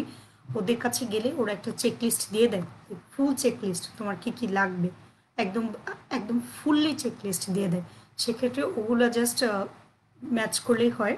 তবে সেটা হচ্ছে যে আমরা অনেক সময় বেশি অতিরঞ্জিত করে ফেলি, সেক্ষেত্রে ভিসা ক্যান্সেল হয়। ইউনিভার্সিটি ক্রাইটেরিয়া থাকে যে আইলস এত, বাট আমরা সেটা মিট করি না। সেক্ষেত্রে আমাদের একটা সাপোর্টিং লেটার দিতে হবে। কারণ আমার যেমন হচ্ছে রথির আইলস ছিল না, সো রথি হচ্ছে ওই যে মিডিয়াম অফ ইংলিশ সেটা দিছে, ওটা দিয়েও পার পেয়ে গেছে। সো এই জিনিসগুলো দেখতে হবে, ওদের চেকলিস্টের মধ্যে যেন সব থাকে। আচ্ছা, রাফি জানতে চাইছে আপু অন্য কোনো দেশ থেকে পড়াশোনা শেষ করে কানাডাতে স্থায়ীভাবে বসবাসের স্কোপ কেমন? ওয়েলকাম, খুবই ভালো স্কোপ, অনেকেই করতেছে। এই জন্য আমি যেটা বলছি যে অন্য দেশে ভালো জব করে বা একটু নিজে সেট হয়ে, বা যদি এমন হয় যে হ্যাঁ আমি জানি আমি পারবো। এখানে আমাদের বেশ কয়েকদিন আগে আমাদের ব্রিটিশ আমেরিকান টোবাকোর একটা ভাইয়া ক্যানাডাতে পিয়ার নিয়ে আসছে। উনি যে 6 মান্থের মধ্যে খুব ভালো একটা জব পাইছে, কারণ ওনার স্কিলটা খুব ভালো ছিল। এখানে পরীক্ষা হয়, এখানে অনেক সময় রিটেন পরীক্ষা হয়, ইন্টারভিউ বেশি হয় বাট অনেক সময় রিটেন পরীক্ষা হয়। সো রাফি, তুমি যদি চাও অন্য জায়গা থেকে তুমি ডিগ্রি নিয়ে এখানে এসে জব করবা, এখানে অন্য দেশের ডিগ্রিকে ওরা ওইভাবে কাউন্ট করে না। এখানে all you need skills skills skills, তুমি কাজ কতটা পারো। এখানে এমনও হয় যে মানে এমন অনেক বস লেভেলে চলে গেছে, এমন মানুষজন আছে যারা হয়তো ব্যাচেলর করেনি বাট তারা স্কিল ডেভেলপ করছে। আচ্ছা, হিমু জানতে চাইছে ফুড আইটেম। হ্যাঁ, মোটামুটি সব কিছু পাওয়া যায় বাংলাদেশে, সব কিছু, এবং হালালও পাওয়া যায়। এখানে যারা হালাল খেতে চায়, যে আমি হালাল মেনটেন করব, সেটা তারা করতে পারবে। আচ্ছা আপু, ফেক লাইসেন্স নিলে কি খুব বেশি প্রবলেম হবে? ফেক লাইসেন্স নিলে যেটা হবে, তোমাকে ওরা সাসপেন্ড করে দিবে 1-2 বছরের জন্য। এবং এখানে একটা পার্সনের সব কিছু রেকর্ড করা থাকে। সো একবার যদি তোমাকে সাসপেন্ড করে দেয়, লাইসেন্সের স্কোরিং হয় প্রতি বছর। ভালো ড্রাইভিংয়ের জন্য এক এক করে স্কোরিং হয়, বাট একটা অ্যাক্সিডেন্টের জন্য -2-3 কমে যায়। সো আমি যদি এখন 3 বছরে 3 স্কোর করলাম, বাট আমি একটা ম্যাসিভ অ্যাক্সিডেন্ট করলাম যেখানে ওরা দেখলো, উইটনেস দিয়ে দেখলো যে ফল্ট আমার, আমি হচ্ছে রাইট টার্ন নিতে ভুল করছি বলে 2জন মানুষের অ্যাক্সিডেন্ট হয়েছে বা 2টা কারের ড্যামেজ হয়েছে, ওরা আমাকে একটা অ্যাক্সিডেন্টের জন্য হয়তো 3 পয়েন্ট কমাই দিবে, বাট ওই 3 পয়েন্ট অ্যাচিভ করতে টোটালি আমার 3 ইয়ার্স লাগছে। আচ্ছা, plant pathology, molecular biology, agriculture related সাবজেক্টের জব প্রসপেক্ট কেমন? হ্যাঁ, ভালো। ওগুলো একটু খুঁজে নিতে হবে যে কে আমার লাইনে কাজ করতেছে, বাট এই ফিল্ডগুলো অ্যাভেলেবল। আচ্ছা, আমি মনে হয় ভেটেরিনারি সায়েন্সেরটা একবার বললাম। সিজিপিএ কম, বাট আইএলসি যদি ভালো স্কোর থাকে তাহলে কি কোনো বেনিফিট পাওয়া যায়? আচ্ছা, আইএলসটা আমি বারবার বলতেছি, আইএলসটা জাস্ট একটা রিকোয়ারমেন্ট। আইএলসের সাথে বেনিফিট না বেনিফিটের কোনো সম্পর্ক নেই। আইএলসটা একটা অ্যাডমিশন রিকোয়ারমেন্ট। এখন যদি সিজিপিএ কম থাকে, সেটা আমাকে দেখতে হবে কত কম। লাইক কারো যদি সিজিপিএ 2 পয়েন্ট থাকে, এটা একটু ঝামেলা হবে। সেক্ষেত্রে তাদেরকে অনেক মানে অনেক অন্য লাইনে যাইতে হবে। আমি জানি না কী লাইন, বাট সিজিপিএটা ইউনিভার্সিটির রিকোয়ারমেন্ট, এটা তো তোমাকে মিট করতেই হবে। লাইক আমার মনে হয় সিজিপিএতে কেউ আটকাই না, কারণ আমাদের ভার্সিটি সিজিপিএটা আউট অফ 4, বাট এখানে আউট অফ 4.5। সো সিজিপিএতে আমরা এখানে কেউ আটকাই না। আচ্ছা, পবিত্র স্পাউস নিয়ে কিছু জানতে চাইছি। আচ্ছা, স্পাউস ক্যানাডা আনার অনেক বড় একটা বেনিফিট হচ্ছে যে আমি এখানে ডিগ্রি করতে আসছি 2 ইয়ার্স, বাট আমার স্পাউস আমার সাথে আসছে। সে যদি 1 বছর ওপেন ওয়ার্ক পারমিটে জব করে, 1 বছর পর তোমরা পিআরে অ্যাপ্লাই করতে পারবা।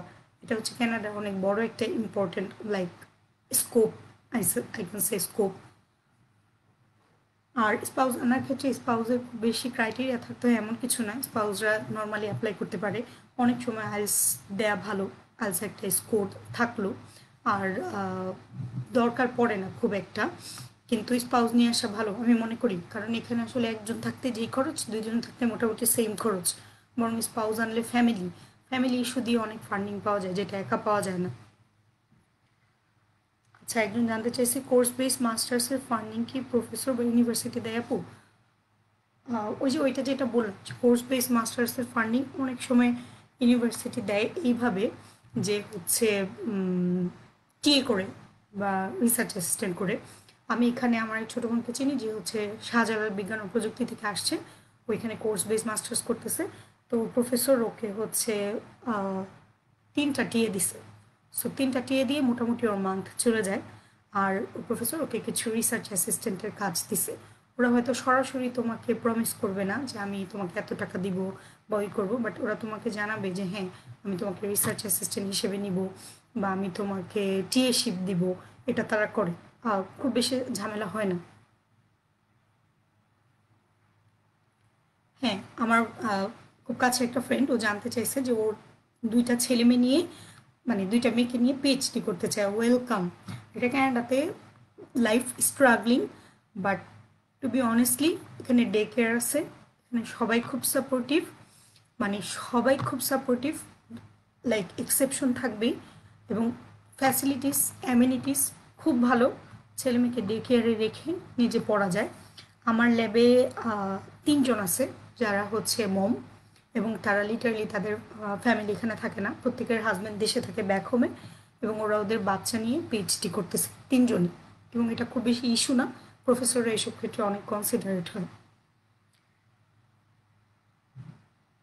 আপু সিজিপিএ যদি খুব ভালো না হয়, শুধুমাত্র ভার্সিটির সিজিপিএর মিনিমাম রিকোয়ারমেন্ট যদি ফুলফিল হয়, তাহলে কি ফান্ড পাওয়া সম্ভব? যেহেতু স্কলারশিপ সম্ভব না, সেটা সম্বন্ধে আদেশ লাগবে।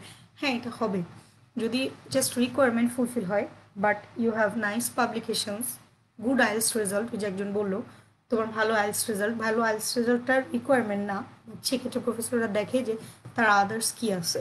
বাট টু বি অনেস্টলি প্রফেসরের সাথে যে ইন্টারভিউ হয়, ওটা একটা খুব খুব খুব ইম্পর্টেন্ট বিষয়।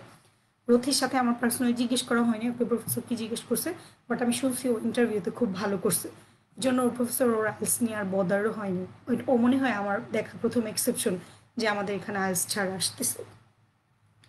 আর যদি পাবলিকেশন নাও থাকে, অনেকেই ছোটোখাটো চাকরি বাকরি করে রিসার্চ সেন্টারে, অনেককে আমি দেখছি। যেমন আমি হচ্ছে লালতিরে জব করতাম, আমি আমার জবগুলো দেখাইছি যে আমি এগ্রিকালচার রিলেটেড কাজই করতেছি, আমি আমার ওগুলা রেসপন্সিবিলিটিসে লিখছি যে আমি আমার এই রিলেটেড কাজ করতেছি, আমার এক্সপিরিয়েন্স আছে, আমি স্টিল কাজের মধ্যে আসি, আমার গ্যাপ হয়ে যায়নি। আচ্ছা, গ্যাপের একটা কথা বলি, সেটা হচ্ছে প্রফেসর অনেক সময় দেখে যে আমি দেখা গেলো আমি 2012 সালে ব্যাচেলর পাস করছি, বাট আমি এখানে আসছি 2018-তে, সো 6 ইয়ার্স। অনেক প্রফেসররা দেখে যে তুমি 6 বছর কী করছো, তুমি তো 6 বছর পড়ালেখা সব ভুলে গেছো, কারণ তুমি এই ফিল্ডে ছিল না। সেক্ষেত্রে তাদেরকে এটা দেখাতে যায় যে হ্যাঁ, আমি হচ্ছে আমার এই রিলেটেড কাজ করছি, বা আমি এই জব করি নাই, but you can see that আমি অন্যদের সাথে কন্ট্রিবিউশন করছি, আমি স্টাডি করছি, আমি রিসার্চে ছিলাম, বা আমার পাবলিকেশন আছে বাই দিস টাইম, এটা দেখানো যায়।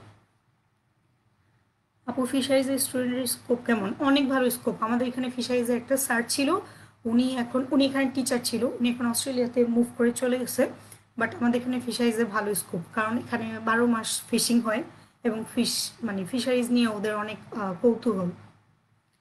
ফিশারিজ থেকে পড়ে অন্য রিলেটেড সাবজেক্টে সুইচ করা যাবে কি না? হ্যাঁ, যাবে, জেনেটিক্স মাইক্রোবায়োলজি যাবে।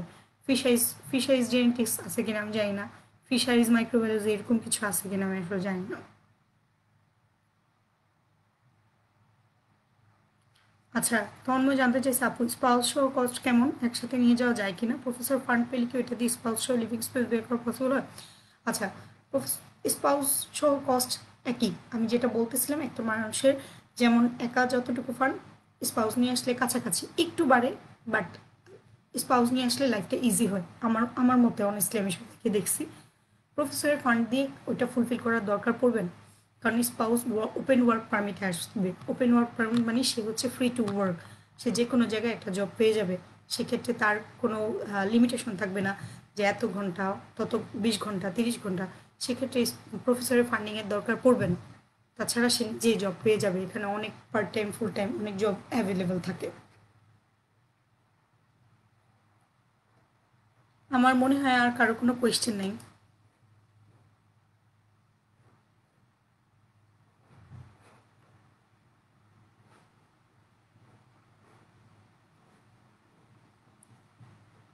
ওকে, এখন আমি হচ্ছে একটু যেটা বলবো সেটা হচ্ছে আমাদের এই গ্রুপটায়, মানে এটা আমি সবার জন্য 80 জন আমাকে দেখতে পাচ্ছে। আমাদের এই গ্রুপটায় মনে হয় 1000 জন স্টুডেন্ট আছে অলরেডি, আমি জানি না, আমাকে চেক করতে হবে। তোমরা যারা আমাদেরকে নক দাও, আমরা যারা বাইরে থাকি, খুব বিজি লাইফ থাকে, খুব হ্যাসেল থাকে, সব একা নিজে করতে হয়। তোমরা যে আমাদেরকে নক দাও, তোমরা আমাদেরকে অনেকে পার্সোনালি চিনো না, আমরা অনেক সময় অনেক ব্যস্ত থাকি। হয়তো কালকে আমার একটা সাবমিশন, তুমি আজকে নক দিয়ে বলতেছো আপু আমি কালকে কানাডা আসতে চাই, কীভাবে আসবো? That's not fair. এবং আমি আবারও বলতেছি, আমরা যারা বাইরে আসছি, আমি হয়তো এখন কানাডায় আছি, বাট আমার কানাডা বাদে 5টা ইউনিভার্সিটিতে অ্যাডমিশন নেওয়া ছিল, এবং আমার অ্যাডমিশন আমি অনেক ইউনিভার্সিটিতে, আমি লাস্ট ইয়ারেও অস্ট্রেলিয়া একটা ইউনিভার্সিটিতে অ্যাডমিশন রিনিউ করছি, যে শুধুমাত্র যদি পিএইচডি করতে চাই বা একটা হাতে থাকুক এরকমের জন্য। সো আমরা যারা আসি, আমরা যেখানে আসি, এটা বাদেও আমরা অনেক কিছু জানি। তোমরা তোমাদের যে কোনো প্রয়োজনে রিচ করবা। আর বাইরের লাইফটা এত ইজি না, যেটা ভাবতেছো আমি বাইরে গেলাম আমার problem solve, that's not end of story. যে আমি বাইরে গেলাম প্রবলেম সলভ, বাইরে গেলাম টাকা আর্নিং করবো, এত ইজি ব্যাপারটা না। আর আমরা এই গ্রুপে যারা অ্যাডমিনরা আছি, যারা তোমাদের হেল্প করতে চাই, লাইক ওয়েলকাম, আমরা হেল্প করতে আমাদের কোনো প্রবলেম নেই। বাট আমি অন্য অ্যাডমিনদের পক্ষ থেকে বলতেছি যে নেটে অনেক কিছু দেয়া আছে, লাইক লিটারালি সব কিছু দেয়া আছে। নিজেরা একটু কষ্ট করে খুঁজে যদি কোনো কিছু না বুঝো, বলো যে আপু আমি এই জায়গাটা বুঝতেছি না, বেটার তুমি যে আমাকে এসে বলো আপু আপনার ইউনিভার্সিটিতে সিজিপিএ কত লাগে, ওয়েবসাইটে দেয়া আছে ভাই। তেমনি আমাকে এসে বলো আপু ভিসায় কী কী কাগজ লাগে, ভিএফএস ক্লিয়ারলি লিখে দিছে কী কী কাগজ লাগে। And then I am requesting everyone, don't just call anonymously. আমরা অনেক বিজি থাকি, হুট করে তোমাকে আমি চিনি না, 1 বছর ধরে যোগাযোগ নাই, কোনো কথা নেই, জাস্ট একটা কল দিয়ে দিলা যে আপু আমাকে হেল্প করেন। That's not fair. আমরা হেল্প করতে চাই, আমরা এই প্ল্যাটফর্মে ভলেন্টারি কাজ করতেছি, সবাই প্রচণ্ড ব্যস্ত থাকে, এর মধ্যেও আমরা যারা অ্যাডমিনরা কাজ করতেছি, আমরা স্টিল বলতেছি আমরা চাই আমাদের ভার্সিটির ছেলেমেয়েরা বাইরে আসুক, রিসার্চ করুক, বড় জায়গায় যাক, হেল্প আমরা করব, আমরা free to help. But please please please এমন কোনো কোয়েশ্চেন করো না যেটা তুমি চাইলে জাস্ট গুগল করে বের করতে পারো। আমি হচ্ছে জাস্ট নেট সার্চ দিয়ে দেখতে পারলাম। আমার এখনও মনে আছে যে আমি যখন বাইরে আসার জন্য আমার ইউনিভার্সিটির একটা বড় ভাইকে জিজ্ঞেস করছিলাম যে ভাইয়া আমি হচ্ছে এসওপি বুঝতেছি না, সে আমাকে বলছে গুগল করো। আমি লাইক ওকে, দ্যাটস এন্ড। আমি এখন মনে করে বলতে পারবো না যে এই অ্যাপ্লিকেশন করার জন্য ওয়েবসাইটে এটা দিচ্ছি না ওইটা দিচ্ছি না। জাস্ট আমি একটা কথা বলি, আমার সুপারভাইজার ছিল ফকির স্যার, সবাই চিনে। তো আমার ইউনিভার্সিটি থেকে যে ফর্মটা পাঠিয়েছিল, যেটা হচ্ছে যে রেফারেন্স ফর্ম, ফকির স্যার 3বার ফর্মটা মিস করছে, 3বার। এবং আমাকে সেটা ফাইন্ড আউট করতে হয়েছে, আমাকে কানাডা বাংলাদেশ দুইজনের মধ্যে সিঙ্ক করতে হয়েছে, তাদেরকে রিকোয়েস্ট করতে হয়েছে যে আমার স্যার ফর্মটা পাইনি, তোমরা কি আবার পাঠাবা। এবং আমি সত্যি করে বলতেছি যে আমাকে কোনো বড় ভাই আপু বলে দেয় নাই যে এটা করো। আমার ফ্যামিলি মেম্বাররা, আমার দুলা ভাই, সে হচ্ছে নেটে কোনো কিছু বুঝতেছি না ভাইয়া, নেটে বুঝতেছি না, আমার দুলা ভাই আমাকে হেল্প করছে, হ্যাঁ তুমি এটা এইভাবে করো। কানাডার বাংলাদেশের টাইমটা ডিফারেন্ট, আমার বাসায় ওয়াইফাই ছিল না, আমি মোবাইল থেকে ডাটা কানেক্ট করে ল্যাপটপে কাজ করছি। আমি লিটারালি আমার বাসায় ওয়াইফাই ছিল না, এবং আমি তখন হচ্ছে আমি জানি না যে আমাকে কেউ এইভাবে বলে দিছে কিনা, বলে তো দেয় নাই, এবং আমাকে সব কিছু নিজে নিজে জানতে হয়েছে। এবং অন্য যে ইউনিভার্সিটিতে, নিউজিল্যান্ডে 3টা ইউনিভার্সিটিতে অ্যাডমিশন ছিল আমার, অস্ট্রেলিয়া ছিল, কোরিয়ায় ছিল, চায়না একটা ইউনিভার্সিটিতে ছিল, এগুলো আমাকে কেউ বলে দেয়নি, নিজে নিজে করতে হয়েছে। 2-1 জায়গায় লিখছি, মাঝে মাঝে ইউনিভার্সিটি স্যারদেরকে নক দিছি, উজ্জ্বল স্যারকে নক দিছি, রহিম স্যারকে নক দিছি। বাট এই যে অ্যাডমিশন ক্রাইটেরিয়া, এই যে ভিসার অ্যাপ্লিকেশন, আমার ভিসা একবার রিজেক্ট হয়েছে, এগুলো সব আমাকে নিজে নিজে করতে হয়েছে। তো এখন যদি আমি কাউকে জিজ্ঞেস করি যে আমি হচ্ছে ভিসা অ্যাপ্লাই করবো, কয় টাকা দেখাবো, দ্যাটস সিলি। লাইক ওখানে সব লেখা আছে, সব। এবং আমাদের গ্রুপটায় আমরা অনেক রিসোর্স দিয়ে রাখছি। তোমরা যারা গ্রুপে আসো, তোমরা কেন রিসোর্সগুলো একটু দেখো না? জাস্ট আমি একটা কথা বলি, আমি আজকে লাইভে আসবো বলে প্রচুর মানুষজন গ্রুপটাতে জয়েন করছে, বাট আমি দেখিনি যে কেউ পোস্টটাতে কমেন্ট করে লিখছে যে আপু আমি স্পেসিফিক এগুলো নিয়ে জানতে চাই, যাতে আমি একটু প্রিপারেশন নিয়ে আসতে পারি। কেউ লিখে নেই স্পেসিফিক যে আপু আমি একটু এগুলো করতে চাই, আপু আমি একটু এগুলো করতে চাই। জাস্ট গতকালকে আমাকে একটা মেয়ে নক দিছে, আমার হলের একটা মেয়ে, ও সরাসরি আমাকে একটা মেসেজ পাঠাইছে, আই শুড রিড ইট। ও সরাসরি মেসেজ দিছে আমাকে,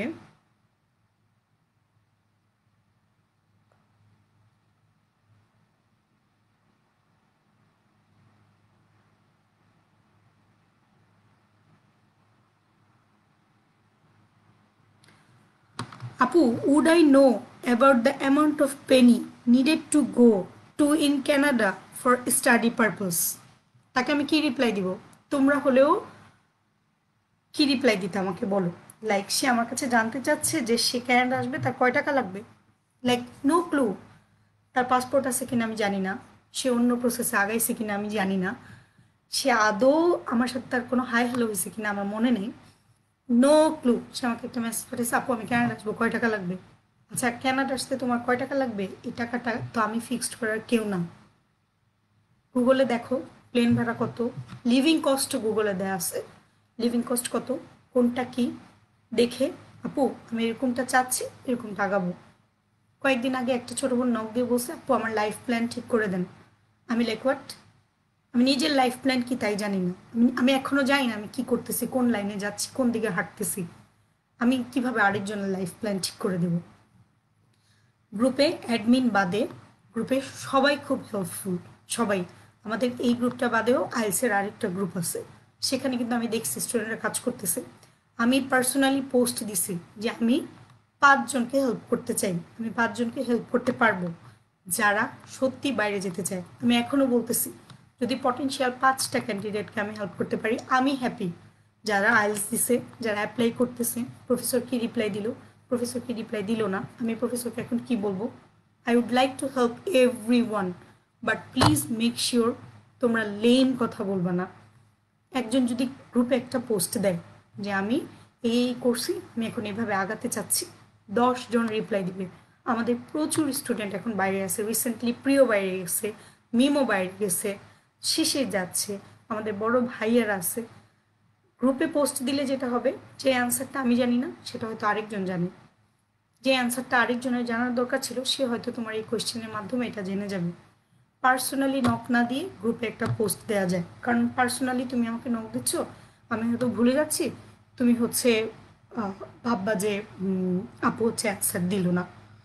সো আমার মনে হয় পার্সোনালি অ্যান্সার না দিয়ে, পার্সোনালি নক না দিয়ে গ্রুপে একটা পোস্ট দেওয়া বেটার। আচ্ছা আমার আরও কিছু কোয়েশ্চেন আসছে।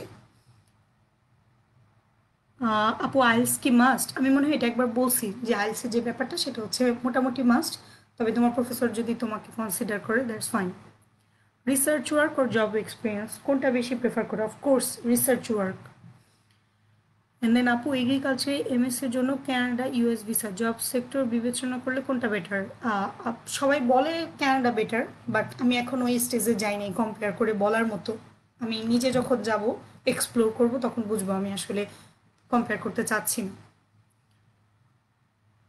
আপু এগ্রিকালচার রিলেটেড কোর্স বেস মাস্টার্সের জন্য কোন ইউনিভার্সিটিগুলো ভালোভাবে আইডিয়া দিল? সব ভার্সিটিতে কোর্স বেস মাস্টার্স আছে, তবে এগ্রিকালচারে কোর্স বেস মাস্টার্স সরাসরি নেই, অন্য সাবজেক্ট আছে, agri business and then like engineering. আচ্ছা ইঞ্জিনিয়ারিংয়ের স্টুডেন্টদের জন্য যেটা বলবো সেটা হচ্ছে আমরা যারা এগ্রি ইঞ্জিনিয়ারিংয়ে আছি, ফার্ম পাওয়ার পড়তেছি, তারপর আরও সাবজেক্ট আমার মনেও নেই, তারা এখানে সরাসরি ইঞ্জিনিয়ারিংয়ে আসতে পারে, তাদের স্কোপটা আছে। আমি এখানে দেখছি যে যারা এগ্রি ইঞ্জিনিয়ারিং থেকে পড়ছে অন্য এগ্রিকালচারিস্টরা, তারা এখানে সরাসরি ইঞ্জিনিয়ারিং লাইনে ঢুকতে পারে। সরাসরি ইঞ্জিনিয়ারিং হয়তো কোর না, বেসিক না, বাট ইঞ্জিনিয়ারিংয়ে অনেক ফাঁক ফোকর আছে, সেই সাবজেক্টে ঢোকা যায়। অ্যান্ড দেন যারা এগ্রি ইকোনমিক্সে পড়ছে, আমাদের এখানে সরাসরি এগ্রি বিজনেস সাবজেক্ট আছে এবং ওরা এগ্রি ইকোনমিক্সদেরকে এখানে প্রেফার করে। আমি 2-4 জনকে দেখছি যারা এখানে পড়ে। আচ্ছা অ্যাডমিন ছাড়াও যারা বাইরে আছে সবাই আমরা হেল্প করতে চাই, বাট পার্সোনালি মেসেজ না দিয়ে গ্রুপে পোস্ট করাটা বেটার। আমি বারবার বলতেছি, আমার খুব খুব আপসেট লাগে যে কেউ যখন নক দিয়ে বলে আমি এটা বুঝি না, বাট গ্রুপে আমাদের ফাইল দেয়া আছে, ফোল্ডার দেয়া আছে, সব দেয়া আছে। আমার মনে হয় আমি কয়েকদিন আগে একটা পোস্ট করছিলাম যে আমাদের এখানে স্টুডেন্ট নিচ্ছে, আমি একটা পার্সন পাইনি যে একটা কমেন্ট করছে যে আপু কীভাবে অ্যাপ্লাই করবো, বা আপু আপনি কি তাকে চিনেন, আমি কি রেফারেন্স দেবো, বা কেউ আমাকে একটা নোট দিয়ে বলে নেই যে আপু আমি অ্যাপ্লাই করতে চাই। সবাই শুধু চায় আমি বাইরে যেতে চাই, বাইরে যেতে চাই, বাট বাইরে যেতে চাওয়ার জন্য যে ইফোর্টটুকু সেটা কয়জন দেয় আমি জানি না। অথবা ধরো আমি তোমাকে হেল্প করতেছি, তুমি আমাকে আজকে বললে লেটস সে মার্জু, মার্জু আমাদের মেয়েটা যে সবাই চিনি, মার্জু আমাকে নক করলো, নক করে বললো যে আপু আমি এটা এটা করবো, তুমি আমাকে একটু হেল্প করো। আমি বললাম হ্যাঁ আসো, কালকে আমি তোমাকে টাইম দিব। এন্ড দেন কালকে আমি আর মার্জুরে খুঁজেই পাইলাম না, মার্জু গেছে হারায়। 5 দিন পর মার্জু আইসা বললো দীপাপু আপনাকে তো বলছিলাম আমাকে হেল্প করতে, আপনি কি এখন ফ্রি? আমি তখন বিজি, বললাম কালকে। আপু কালকে তো পারবো না, কালকে আমি বেড়াতে যাবো। Like what? দরকার তোমার, you have to find out the time. তোমাকে আমি 2-3 বার টাইম দিচ্ছি, তুমি আমার টাইম ঘুরাচ্ছ, আমি তো তোমার ফ্রেন্ড না, রাইট? আমি তোমার জন্য যে টাইম বের করতেছি, টাইম বের করে টাইম দিচ্ছি, you should like respect the time. And then একজন নক করলো, আপু আপনার সাথে একটু কথা বলবো। হ্যাঁ বলো। কল দিয়ে ফেললো। কেন?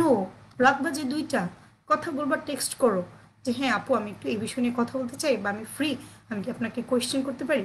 সেদিন আমাকে একজন নক দিছে, আমি সকালে নামাজ পড়তে উঠছি 5টা বাজে, সে নক দিছে, আপু আপনার সাথে একটু কথা বলা যাবে। হ্যাঁ বলো কি নিয়ে। আপু হায়ার স্টাডিজ নিয়ে। হ্যাঁ বলো। সে কল দেওয়া শুরু করছে, আমি কল কেটেই দিচ্ছি, সে আমাকে 9বার কল দিচ্ছে। আমি লাইক হোয়াট। এদের আমি তাকে ব্লকও করতে পারতেছি না, সে আমার ইউনিভার্সিটির ছোটো বোন, আমার খুব আনইজি লাগতেছে। এদের ওকে আমি মেসেজ দিছি যে তুমি আমাকে টেক্সট করো। সে আমাকে রিপ্লাই দিছে, আপু আপনার কি মেসেঞ্জারে প্রবলেম। আমি লাইক কেন, মানে কেন আননেসেসারি কাজগুলো করো, একটা টেক্সট দিলে কি হয়।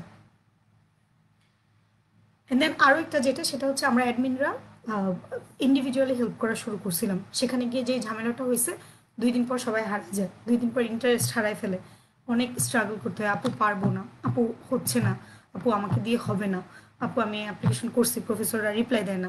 ডু হ্যাভ এনি আইডিয়া আমি কয়টা প্রফেসরকে টেক্সট করছি, মানে ইমেল করছি মিনিমাম। এবং আমি আগে একবার বলছি আমার বাসায় ইন্টারনেট ছিল না, আমি মোবাইলে টাইপ করে করে সে প্রফেসরদেরকে ইমেল করছি। এবং এমনও হয়েছে আমার একটা প্যারা থেকে আরেকটা প্যারা ব্রেক হয়ে যাচ্ছে, আমি জানিও না। আমি অফিস টাইমে গিয়ে চেক করতাম, কিছুক্ষণের জন্য লুকায় লুকায়, অফিসে বুঝে ফেলবে, লুকায় লুকায় চেক করতাম। এই পরিমাণ স্ট্রাগল সবাই করছে যারা ইউনিভার্সিটি থেকে আসছে। ইউনিভার্সিটির ওয়াইফাই সম্পর্কে তোমাদের সবার ধারণা খুব ভালো, ইউনিভার্সিটি থেকে আসছে ওয়াইফাই নেই, ইম্পর্টেন্ট সময় ওয়াইফাই কেটে গেছে। আমার এখনও মনে আছে আমি লালতীরে থাকতে অস্ট্রেলিয়া একটা ইন্টারভিউ দিছিলাম, আমি একটা অন্ধকার রুমে একটা চিপার মধ্যে গিয়ে ইন্টারভিউ দিছিলাম যেন কেউ না জানে। এখন আমার ইন্টারভিউটা কিন্তু কেউ দিয়ে দিবে না, এবং আমাকে এই জন্য অনেক পড়তে হয়েছে রাত জেগে, কারণ ওই ফিল্ডটা টোটালি ডিফারেন্ট ছিল। এখন তোমরা যারা আসতে চাও, সত্যি আসতে চাও, ওয়েলকাম, আমরা হেল্প করব, welcome. But please maintain your courtesy, maintain your mannerism. সবাইকে নক দাও ভালো কথা, হাই হ্যালো দিয়ে, যে আমি একটু কথা বলতে চাচ্ছিলাম। অ্যান্ড দেন ইম্পর্টেন্ট কথা, ডোন্ট জাস্ট লেম টক, কারো লেম কথা বলার টাইমই নেই, টোটালি নেই। কারো এখানে ফালতু পেঁচার পাড়ার টাইমই নেই, সবাই অনেক পিস্ট। আমাদের একটা ছোটো ভাই আছে গোলাম রাব্বানি, ও আমাকে যখন নক দেয়, আমি আমি ধরেই নেই যে ও আমাকে এখন নক দিছে মানে ও বাসছে। কারণ লিটারালি ওর সাথে আমার কোনো দিন কাজের সময় বা বাসায় কোনো দিন কথা হয়নি। ও আমাকে যখনই নক দেয় যে আপু কেমন আছেন, বা আপু আমি পিসড অফ বা আমি আপসেট, তখনই আমি বুঝে নিই যে ও বাসছে, কারণ ওর ফ্রি টাইম হচ্ছে বাস টাইম। আমার আরেকটা ফ্রেন্ড হচ্ছে জার্মানিতে পিএইচডি করতেছে, ও আমাকে যখন নক দেয় যে দীপা কেমন আছো, আমি তখন বুঝেই নেই যে ও কোনো ব্রেকে আছে। আমি ওর মেসেজ দিই যে তুমি কই, তখন বলে আমি তো ক্লাস নিচ্ছিলাম, ও দেশে একটা ইউনিভার্সিটি টিচার, আমি ক্লাস নিচ্ছিলাম ব্রেকে। আমি লাইক ওকে। সো যারা আমাকে, যাদের সাথে আমার রেগুলার কথা হয়, আমি অলরেডি জেনে গেছি যে ওরা হচ্ছে ফ্রি টাইমে আমাকে একটু নক দিচ্ছে। তো আমাকে যে কেউ ফ্রি টাইমে একটু নক দিচ্ছে, এটা কিন্তু আমার জন্য একটা অ্যাচিভমেন্ট। এমন অনেক দিন হয় যে আমাদের সিয়াম হচ্ছে দেশে থাকে, সিয়ামকে যখন আমি নক দিই, আমি নক দিয়ে ঘুমাই যাই, সিয়াম নকের রিপ্লাই দেয় যখন সকালে, ও রিপ্লাই দিয়ে ঘুমায় যায়। অ্যান্ড দেন আমি আবার যখন রিপ্লাই দিই তখন ও আবার ঘুমায় যায়। এমনই হয় ওর সাথে আমার মেসেজ 12 আওয়ার্স পর কমিউনিকেশন হয়।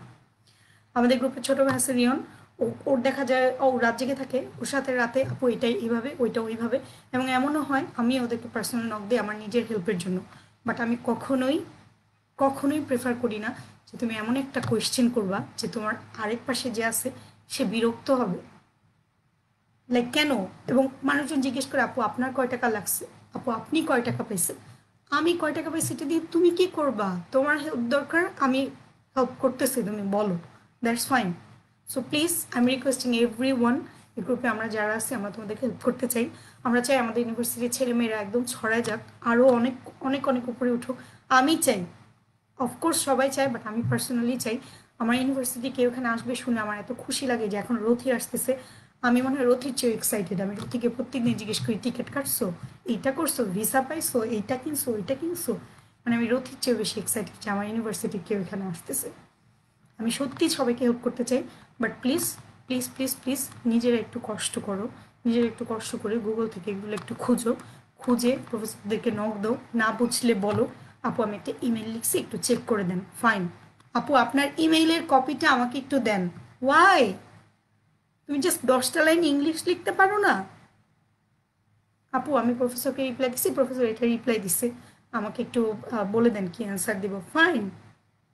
আপু আমি রিপ্লাই, আপু আমি আইলস আইলস দিব না, কিভাবে যাব, আমি কে, আমি কি ইউনিভার্সিটি অ্যাডমিশনের কেউ? প্রফেসরকে বলো, ইউনিভার্সিটিকে বলো, এটা আমি বলে দিতে পারবো কি করতে হবে, না আমি বলতে পারবো না। আপু আমার তো টাকা নাই, আমি কি করব? আপু আমি কয় টাকা হইলে একবারে থাকতে পারবো? আপু আমি কয়দিন পর পিআর পাবো? আমি কে? আমি নিজে এখানে সেটেল না এখনো। এগুলো অ্যান্সার আমি কিভাবে দিব? পড়তে আসবা, কোয়েশ্চেন দরকার, ওয়েলকাম, অলওয়েজ ওয়েলকাম। মেসেঞ্জারে ইনবক্স খোলা আছে, টেক্সট করো, 100টা টেক্সট করো, যখন ফ্রি হব রিপ্লাই দিব। But please don't just call anonymously and don't just ask lame lame question, please please please. আমাদের যে ছোটো ভাইরা চায়না ও কোরিয়াতেও পিএইচডি করে, ওরাও হয়তো আমার চেয়ে অনেক বেশি জানে। তাদেরকে রিচ করো, এক্সপ্লোর করো। আমি কানাডা আসছি বলে শুধু আমি কানাডা জানি তা কিন্তু না। আমি কিন্তু সুইডেনেও স্কলারশিপ পেয়েছিলাম, আমি কিন্তু সুইডেনও জানি। এবং আমি আমি যখন সুইডেনে স্কলারশিপ পেয়েছিলাম তখন আমি একমাত্র বাংলাদেশে ছিলাম ওই লিস্টটাতে। জিজ্ঞেস করো, আমি কানাডা আসছি বলে কানাডা বলতে হবে? আমার যে ফ্রেন্ড সত্যি নিউজিল্যান্ডে থাকে, ও নিউজিল্যান্ড বাদে আরও 5-7টা ইউনিভার্সিটিতে অ্যাডমিশন নিচ্ছে, জিজ্ঞেস করো। যারা জার্মানি আছে তাদেরকে জিজ্ঞেস করো, যে জার্মানি আছে তাকে আমি শুধু জার্মানি জিজ্ঞেস করবো, যে কানাডা আছে তাকে আমি শুধু কানাডা জিজ্ঞেস করবো। It's not like that. তুমি কি সব চাকরির পরীক্ষায় পাশ করো, বাট তুমি কি সব পড়ো নেই? গ্রুপ আছে, গ্রুপে একটা পোস্ট দাও, একটা লিঙ্ক খুলো, একটা একটা একটা কিছু দেখলা জানাও, একজন একটা পোস্ট দিয়ে দেখো কয়জন রিপ্লাই দেয়। মিনিমাম 5 থেকে 10 জন রিপ্লাই দিবে। গ্রুপটাকে অ্যাক্টিভ করো। আমি আমার এই গ্রুপের অনেককে দেখছি যে এখানে ক্যানাডিয়ান অনেক গ্রুপ আছে, ওই পেজে অ্যাক্টিভ, ওই পেজে কোয়েশ্চেন করতেছে। আমার এত স্যাড লাগে। লাইক আমি অনেককে দেখছি যে ওই ভাইয়াটা রিপ্লাই দিচ্ছে আপনি কোন ইউনিভার্সিটির। আমার কাছে রিপ্লাইও আছে যে ভাইয়া লিখছে আপনার ইউনিভার্সিটি কেউ কানাডা নেই। আমি লাইক সিরিয়াসলি, কেন? আমি ওই গ্রুপগুলোতে আছি জানার জন্য, ফাইন, বাট আমাদের একটা ইউনিভার্সিটির গ্রুপ আছে, একটা পেজ আছে। এই সুযোগটা লাস্ট 3 ইয়ার্স এগো ছিল না। কেন তোমরা এই সুযোগটা কাজে লাগাও না? ইউনিভার্সিটির টিচাররা আছে।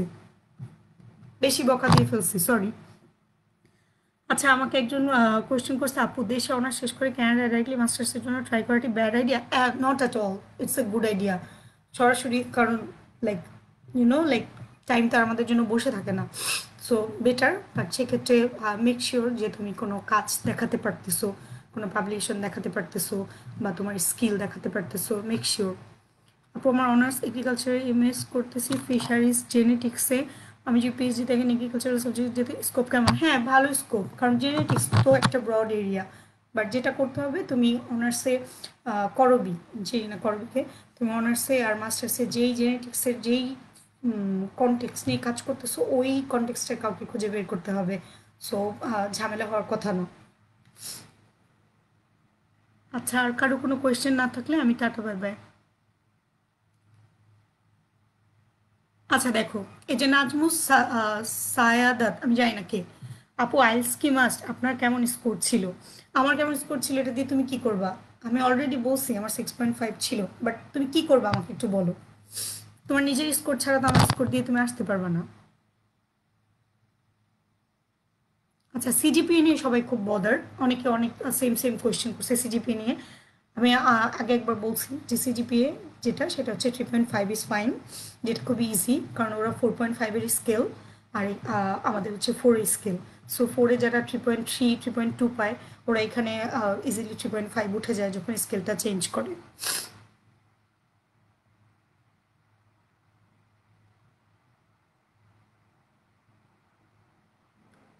আচ্ছা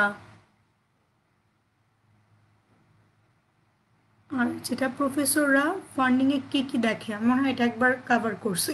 প্রফেসররা ফান্ডিংয়ে ফার্স্ট অফ অল রেজাল্ট দেখবে, তুমি কি থিসিস করছো থিসিসের টাইটেল দেখবে, থিসিসের কাজ দেখবে, অ্যান্ড দেন ওয়ার্ক। ও আচ্ছা আমার যে টপিক্সটা করে ভুলে যাব সেটা হচ্ছে ভলেন্টিয়ারিং ওয়ার্ক। এরা এখানে খুব প্রায়োরিটি দেয় যে আমি ভলেন্টিয়ারিং ওয়ার্ক করছি কিনা, আমার ভলেন্টিয়ারিং অ্যাক্টিভিটিস আছে কিনা। কারণ এখানে অনেক স্কোপ থাকে, তো দেখা যায় যে আমি আমি একটা জায়গায় স্কলারশিপ অ্যাপ্লাই করছি বা একটা ফান্ডিংয়ে অ্যাপ্লাই করছি, সেখানে আমার লাইনটা মিলছে কম, বাট আমার ভলেন্টিয়ারিং কাজ আমার লিডারশিপটা মিলে গেছে বেশি, সেক্ষেত্রে ওই ফান্ডিংটা ওরা আমাকে দেয়। সো এক্ষেত্রে ওরা ভলেন্টিয়ারিং অ্যাক্টিভিটিস বা লাইক আউট অ্যাক্টিভিটিসগুলো খুব কাউন্ট করে। সো ওগুলো সিভিতে থাকা ভালো। ও আরও একটা কথা যেটা, সেটা হচ্ছে একটা ইউনিভার্সিটিতে আমরা 10 জনকে সিভি পাঠাই, প্রফেসররা কিন্তু এখানে লিঙ্ক, হয়তো পাশাপাশি room, don't just copy and paste. Like একটু একটু ভ্যারিয়েশন, একটা দুইটা লাইন একটু বদলা দাও। আমি সেম লেখাটা 10 জনকে দিচ্ছি, it's not make sense. Like এক দুইটা লাইন বদলায় বা একটু আগে পরে করে বা একটু মনোটোনাস যেন না হয়, লিখে দিলে বেটার হয়। তবে আমি বারবার বলতেছি, বড় বড় টেক্সট একদম বিরক্ত করে 2-3 প্যারা লিখি আমি অমুক সমুক সমুক, এগুলো দরকার নেই। জাস্ট রিসেন্টলি ছোট্ট করে একটু ইন্ট্রো দিয়ে একটা সিভি দেওয়া ফাইন।